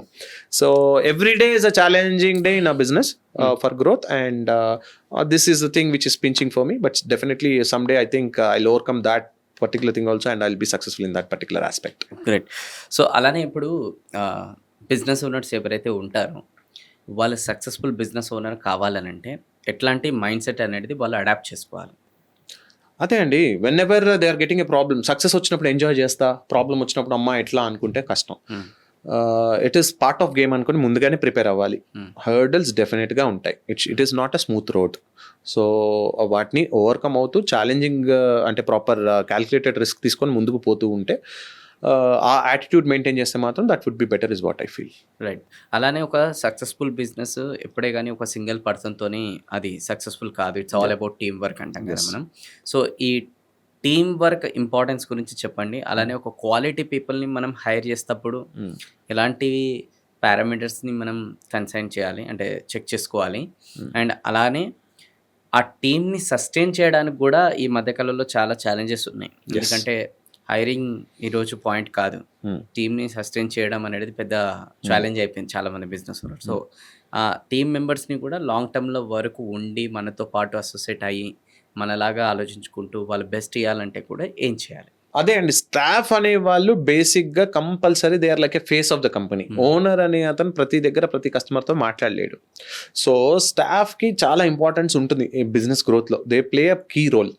సో మంచి స్టాఫ్ హైర్ చేసుకొని వాళ్ళని ప్రాపర్ గా మోటివేట్ చేస్తూ ముందుకు వెళ్తే డెఫినెట్ గా సక్సెస్ అవ్వడానికి స్కోప్ ఎక్కువ ఉంటుంది. బికాస్ కస్టమర్ ఎక్స్పీరియన్స్ ఎవరి వల్ల వస్తుంది? ఎవరు ఇంటరాక్ట్ అయ్యేది స్టాఫ్ ఇంటరాక్ట్ అవుతారు కాబట్టి వాళ్ళు ప్రాపర్ గా ఇంటరాక్ట్ అయితే కస్టమర్ సాటిస్ఫాక్షన్ మంచిగా ఉంటుంది. కస్టమర్ సాటిస్ఫాక్షన్ మంచిగా ఉంటే ఇంకా వేరే కస్టమర్ వస్తూ ఉంటాడు. This is how the cycle runs. So ఇక్కడ బేసిక్ గా కస్టమర్ స్టాఫ్ ఇప్పుడున్న ప్రజెంట్ జనరేషన్ లో ఓ ప్రాపర్ గా మంచి లాయల్ గా ఉండే స్టాఫ్ దొరకడం అనేది biggest puzzle. So what I will do is మా స్టోర్స్ లో ఎవరైతే వర్క్ చేస్తారో కొంతమందిని వాళ్ళ దగ్గర నుంచి వాళ్ళకి వాట్ విల్ సే, అరే బాబు ఇక్కడ స్టోర్ లో వర్క్ చేస్తున్నావు, ఇక్కడే ఉండవు నువ్వు.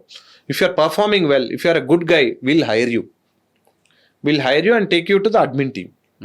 సో నీకు ఆ స్కోప్ ఇస్తాం. సో దీంట్లో ఎవరు బెటర్ పర్ఫామ్ చేస్తారు అనేది ఇన్ని స్టోర్స్ లో ఎవరు బెటర్ ఉంటే ఒకళ్ళు ఇద్దరిని పిక్ చేసుకుంటాం. ఇట్ మైట్ బి యూ అని చెప్తాం. దాంట్లో నుంచి నిజంగా కూడా హైర్ చేస్తాం. So it will be like a driving force for them. If they are really capable enough, if they are really wanted to do something in their life, if they want to uplift their skills, వాళ్ళ skills ని కొంచెం improvise చేసుకొని stores ని proper గా maintain చేసి వాళ్ళు prove చేసుకుంటారు, వాళ్ళని మేము హైర్ చేస్తాం. సో ఇదొక strategy which we use. So give the growth within the team if they are capable. And ఇక్కడ తీసుకున్న తర్వాత నెక్స్ట్ ఆల్రెడీ ఎగ్జిస్టింగ్ టీమ్ ఉంటారు. నాకు I have a very good team. ఈ టీంలో what I say is I want to give growth to you rather than bringing a third person.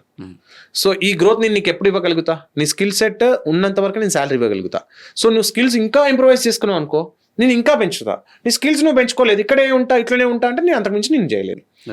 So లేదు అప్పటికి వాళ్ళు అట్లనే ఉండి లేజీగా ఉండి నాకు వేరే ఆపర్చునిటీ వస్తా అంటే it's completely up to them. So these are the two strategies which I use, which are helping me out in bringing ఎందుకంటే నాకు ఈ రిలేషన్ ఏమవుతుంది, స్టాఫ్ గా వర్క్ చేస్తారు, స్టాఫ్ నుంచి మేనేజర్కి వస్తారు, స్కిల్స్ పెంచుకుంటే ఇంకా సీనియర్ లెవెల్ మేనేజ్మెంట్కి వస్తారు.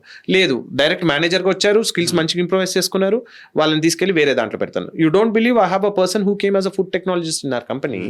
షీ ఈస్ ద పర్సన్, తనకి ఏ టాస్క్ ఇచ్చినా she's taking it like this and అందరినీ ప్రాపర్ గా హ్యాండిల్ చేస్తుంది. ఏ టాస్క్ కూడా తనకు చెప్తే ఈజీగా అయిపోతుంది అనే కాన్ఫిడెన్స్ నాకు బూస్ట్ చేశాక she is leading the team now. So leading needs a management role, right?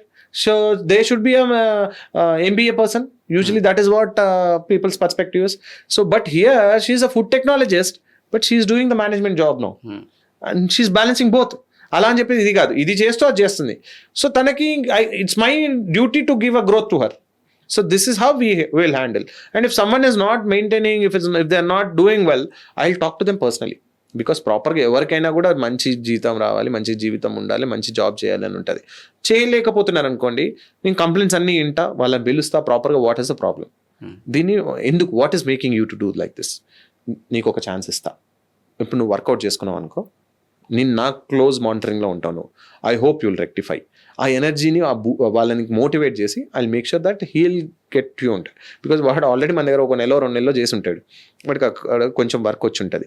మనం ఎందుకు ఇంకొకరిని హైర్ చేసుకొని రిస్క్ తీసుకునే బదులు ఎగ్జిస్టింగ్ అని కొంచెం ఇంకొక ఛాన్స్ ఇస్తే బెటర్ కదా అని చెప్పి ఐ ట్రై. అప్పటికి మారట్లేదు అనుకుంటే మాత్రం I fire. So will try for some new person. That is how we usually do. And అలానే ఎంప్లాయీస్ అంటే ఏ ఆర్గనైజేషన్ అన్న ఒక culture is very important to grow organization in a smoothly and in a next level. So ఈ culture కూడా ఎలా build చేస్తారు మీరు? అంటే for an example some kind of celebrations, or some kind of incentives, bonuses, or some kind of different taking them to the tours or any trips like that. So ఆ culture కూడా ఎలా build చేస్తారు? మేము బేసిక్గా monthly once outing వెళ్తామండి, అందరం కలిసి వెళ్తాం, టీమ్ అవుటింగ్ వెళ్తాము. నేను వాళ్ళందరితో స్పెండ్ చేస్తాను. సో మ్యాక్సిమం వాళ్ళతో ఒక ఫ్రెండ్లీ రిలేషన్ ఉండడానికి ట్రై చేస్తాను. నేను ఆఫీస్లో ఉంటే మాత్రం డెఫినెట్గా ఈవినింగ్ కాఫీకి కానీ అందరినీ తీసుకెళ్తాను. ఇప్పుడు నేను ఐ ట్రై టు ఎప్పుడైనా లంచ్ టైంలో నాకు కొంచెం ఖాళీ టైం దొరికితే I try to go SIT with them and have food. So ఆ టైంలో ఏంటి అంటే ఒక పర్సనల్ బాండింగ్ అనేది ఏర్పడుతుంది. So I talk to them. So that type of bonding will inculcate in our team.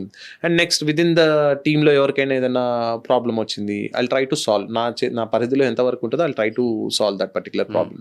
So if everything goes smooth, I'm planning to give education to all my వాళ్ళ staff పిల్లలకి education ఇవ్వాలి అనేది నా goal.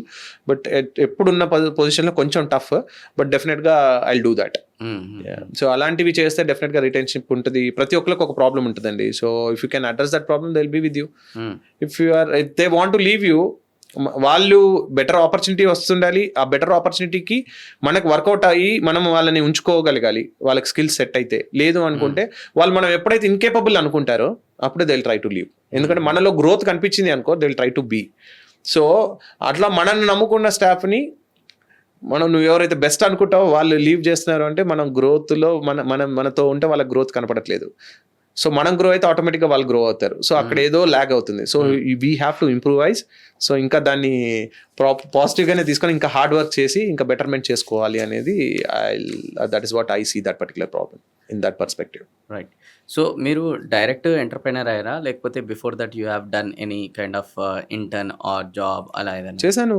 Intern కాదు, jobs చేసాము. బేసిక్గా నేను లండన్లో జొమాటోలో ఎక్కడ చేయలేదండి. చేయలేదు. జొమాటో అప్పటికి లేదు, నేను వెళ్ళే అప్పటికి లండన్కి. సో నేను బిజినెస్ స్టార్ట్ చేసేటప్పుడు కూడా లేదు. నేను లండన్లో చేశాను. లండన్లో కొన్ని పార్ట్ టైం జాబ్స్ చేశాను. అవే నాకు లైఫ్లో చాలా లెసన్స్ నేర్పించినాయి. కష్టం విలువ. ఇప్పుడు మీరు లండన్, యుఎస్ఏ, దుబాయ్ ఈ 3 కంట్రీస్ గురించి కూడా ఇందాక చెప్తున్నారు మన పాడ్కాస్ట్లో. So what is the difference you have seen towards people or towards business related కూడా కావచ్చు, యుఎస్, దుబాయ్ అండ్ లండన్? బేసిక్గా యుఎస్ ఏంటి అంటే వరల్డ్ ఆఫ్ ఆపర్చునిటీస్ అంటారండి. బేసిక్గా ఇప్పుడు కాదు, ఎప్పటి నుంచో పబ్లిక్ అనుకునేది ఏంటి అంటే లైఫ్ స్టైల్ అక్కడ ఎక్కువ ఆపర్చునిటీస్ ఉంటాయి. సెటిల్మెంట్ అనేది ఈజీ అవుతుంది. బికాస్ ఫర్ ఎగ్జాంపుల్ ఇప్పుడు లండన్ చూసామనుకోండి, అక్కడ కన్సల్టెన్సీ కల్చర్ ఉండదు. యూఎస్లో కన్సల్టెన్సీ కల్చర్ ఉంటుంది. మీరు ఏదో ఒక మీ కోర్స్ ఫినిష్ చేసిన తర్వాత కన్సల్టెన్సీ వాళ్ళు హైర్ చేసుకుంటారు. They will help you in getting jobs. So లండన్లో అట్లా ఉండదు. మీరు సొంతంగా మీ కోర్స్ అయిపోయిన తర్వాత you have to attend, you have to get interviews through and all these things will be there. So అక్కడ అది కొంచెం ఛాలెంజ్ వర్క్ స్టైల్ చూస్తే. Where in coming to Dubai అంటారా, దుబాయ్లో అగైన్ నాకు అంత పెద్ద నాలెడ్జ్ లేదు దుబాయ్ మార్కెట్ మీద. బికాజ్ ఈ 2 మార్కెట్స్ నేను క్లోజ్గా అబ్జర్వ్ చేశాను. దుబాయ్ మార్కెట్ని బిజినెస్ ఆపర్చునిటీ సైడ్ చూశాను. బిజినెస్ పరంగా డెఫినెట్గా Dubai is a good opportunity ఉన్న కంట్రీ. సో టూరిస్ట్ ఎక్కువ వస్తారు కాబట్టి అది కూడా ఏంటి ఏమంటారు time period season oriented business అంటారు. కానీ but yeah, if you can tap it in proper right market then definitely Dubai is a very good market. So investment side, legality side చూస్తే యుఎస్ చాలా స్ట్రిక్ట్. సో యూఎస్లో licences తెచ్చుకోవడము, వాటిని through చేసుకోవడము when compare to other countries కొంచెం tough ఉంటుంది. But once అది వచ్చాక ఎవ్రీథింగ్ విల్ బి స్మూత్. అది కూడా you have to get habituated to the system. అది టఫ్ మనకి ఎందుకు అనిపిస్తుంది? Getting all those things here in is easy. So అక్కడ కూడా అలా వస్తుంది అనుకున్నా, అట్లా కాదు. వాళ్ళకంటూ ఒక డిఫరెంట్ అప్రోచ్ ఉంటుంది. You have to go in that approach. ఇప్పుడు లెట్స్ సే వాళ్ళ స్టాండర్డ్స్ చాలా డిఫరెంట్ ఉంటాయి when compare to our standards. వాటిని మెయింటైన్ చేస్తూ వాటిని ఫుల్ఫిల్ చేస్తూ చేయాలి. వేర్ ఇన్ యూకే మార్కెట్లో బిజినెస్ కూడా అంత టఫ్ ఏం కాదు. It's comparatively when compare to US little bit easy. So and all these థింగ్స్లో బేసిక్గా వీసా ప్రాబ్లమ్సే ఉంటాయి. లెట్స్ ఏ బిజినెస్ వీసాస్ రావడం కానీ, మన స్టేటస్ మెయింటైన్ చేయడం అంటే ఆ వీసాస్ని మెయింటైన్ చేయడం, that is the biggest challenge in abroad కంట్రీస్లో. సో ఆ ప్రాబ్లం అనేది మనకి ఇండియాలో ఉండదు. సో మనం ఇక్కడ ఏదైనా చేయొచ్చు, ప్రాపర్గా చేసుకోవచ్చు. That is advantage we have in India when compare to other countries. But అలా అని చెప్పి అక్కడ ఏం చేయలేమా అంటే చేయొచ్చు. అక్కడ కూడా చాలా చేయొచ్చు. ఎందుకంటే మీరు యూఎస్ చూస్తే Texas is like mini Hyderabad. So Texas అనే స్టేట్ ఏదైతే ఉందో అక్కడ డాలస్ అనే ఒక సిటీ ఉంటుంది. ఆ సిటీ మొత్తం ఆల్మోస్ట్ తెలుగు వాళ్ళే ఉంటారు. సో మనం అంటే again if you want to do something good, something big, something great, there lot of opportunity. మన వాళ్ళే చాలా మంది ఉన్నారు. సో చాలా మంది సెటిల్ అయ్యి చాలా పెద్ద పెద్ద బిజినెస్ పీపుల్ కూడా ఉన్నారు. సో ఈ సేమ్ థింగ్ విత్ లండన్లో కూడా అలానే ఉన్నారు, దుబాయ్లో కూడా అలానే ఉన్నారు. So if you are having a good product, good brand or else any good business idea, if you are having proper network, pitch that to proper people, then definitely it would be easy for them to start business in any of these countries is what I feel.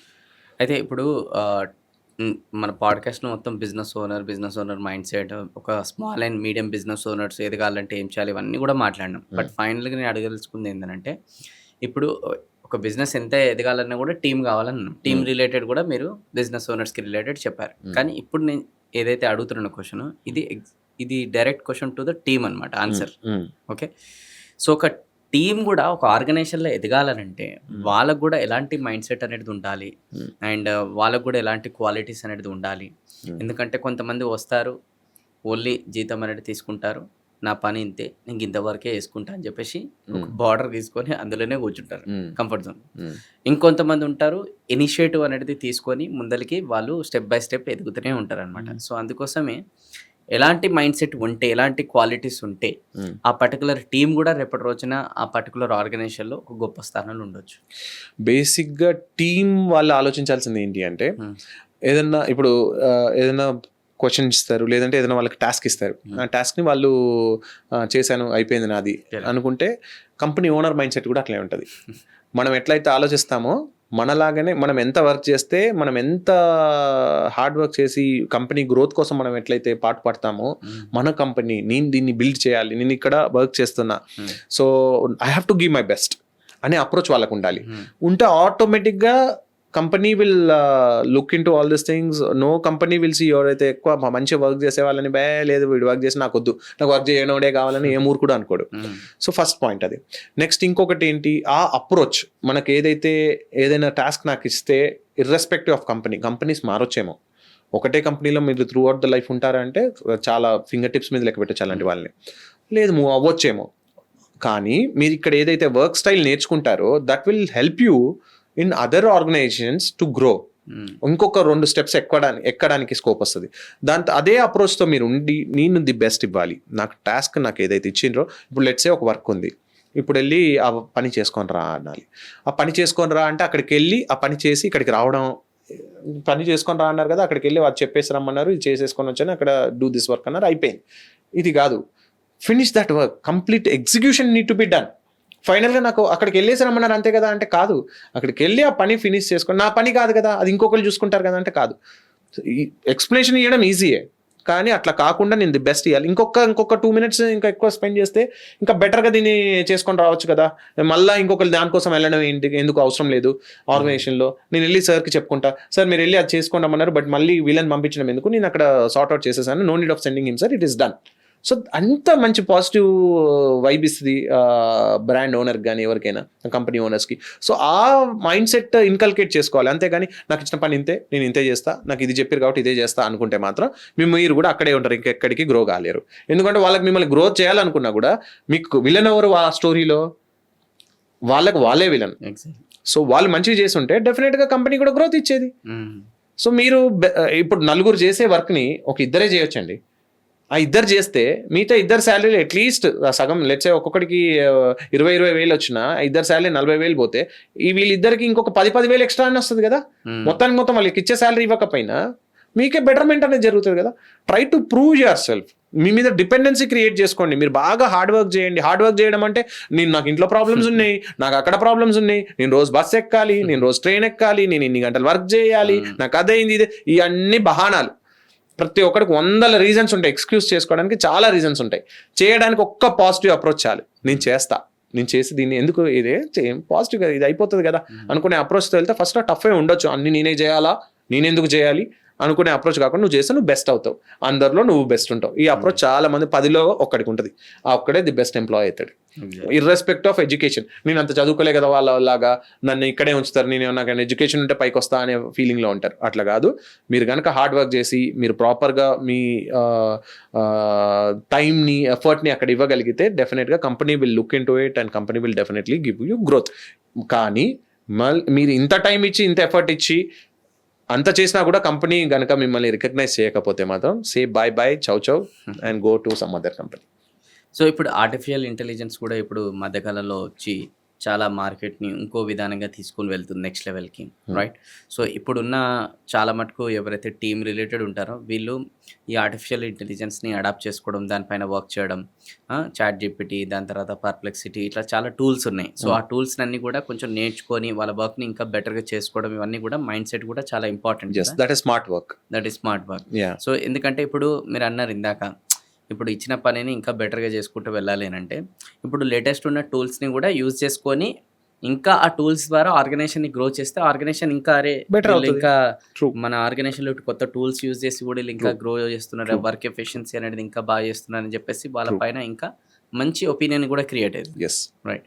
ఎందుకంటే నేను కూడా చాలా jobs చేసుకొని ఇక్కడ వరకు వచ్చాను.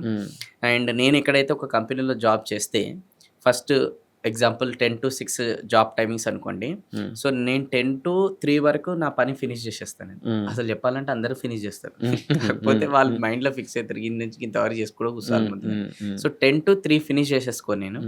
మిగతా hours ఇంకొక 3 అవర్స్ ఏదైతే ఉంటుంది కదా, నేను ఆ ఆర్గనైజేషన్లో ఇంకా పక్కన వాళ్ళు ఎవరైతే ఉంటారో వాళ్ళ పక్కన పోయి అలా పని నేర్చుకుంటూ కూర్చుంటుండే. Very nice. నేను నీకు ఏదైనా హెల్ప్ స్కిల్స్ ని ఇంప్రూవైజ్ చేసుకుంటున్నారు. ఎస్.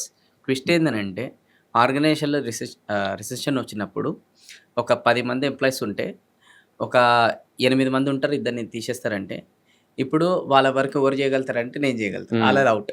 అట్లా ఆర్గనైజేషన్లో ఓన్లీ 5 మంది మిగిలిరు. అండ్ దాని తర్వాత మిగతా వాళ్ళు అవుట్ అయిపోయారు. అండ్ నేను వచ్చి 6 months అవుతుంది, వాళ్ళు ఇయర్స్ నుంచి ఉన్నారు. అండ్ నేను ఉన్న organisation because you improvise your skills, that is you try to do your best. Yes, అదే చెప్తుంటాం అనమాట. అరే ఫస్ట్ వాళ్ళ పని వాళ్ళు బెటర్గా చేసి ఓకే, దాని తర్వాత ఇంకా ఆర్గనైజేషన్లో ఇంకేం పనులు ఉన్నాయి అది నేను నేర్చుకుంటే రేపటి రోజున ఆర్గనైజేషన్ నన్ను ప్రయారిటీలో కన్సిడర్ చేస్తారు అని చెప్పేసి మనం కూడా చాలా మంది చెప్తుంటాం అనమాట. సో ఆ మైండ్ సెట్ అనేది డెవలప్ చేసుకుంటే ఇంకా ఎదుగుతారు అలా. Very nice. సో ఫైనల్గా ఈ పాడ్కాస్ట్ మొత్తం కూడా సమరైజ్ చేసి మీరు ఒక మెసేజ్ ఇవ్వాలంటే ఏం మెసేజ్ ఇవ్వాలనుకుంటున్నారు to the entrepreneurs? So entrepreneurial జర్నీని మిమ్మల్ని మీరు ఒక పెద్ద పొజిషన్లో చూసుకోవాలి అనుకొని స్టార్ట్ చేయండి. చేసిన తర్వాత ఈ జర్నీలో చాలా అప్స్ అండ్ డౌన్స్ ఉంటాయి. వాటిని ఎప్పుడు పాజిటివ్ రిజల్ట్సే ఉంటాయి, అంత హ్యాపీగా ఉంటుంది, అంత స్మూత్ పాత్ ఉంటుంది అనుకోకండి. ఈ జర్నీలో ఎలాంటి ఫేజెస్ కూడా వస్తాయి అంటే సమ్ టైమ్ ఎందుకు చేశాను రా బాబు, ఎందుకు బిజినెస్ చేసినా, ఎందుకు వచ్చిన ఈ లైన్లకు అని కూడా అనిపిస్తుంది. ఎందుకంటే అంత కష్టం ఉంటుంది. ఎంత అయితే హ్యాపీనెస్ ఉంటుందో అంత టఫ్ కూడా సిచ్యువేషన్స్ అప్పుడప్పుడు వస్తాయి. అలా అని చెప్పి టఫ్ వచ్చినప్పుడు లైట్ తీసుకోకుండా, బిజినెస్ గ్రోత్లో ఉన్నప్పుడు డబ్బులు తీసుకెళ్ళి జేబులో పెట్టుకుంటా, బిజినెస్ కష్టంలో ఉన్నప్పుడు నేను అవి తీయను అనుకుంటే మాత్రం కష్టం.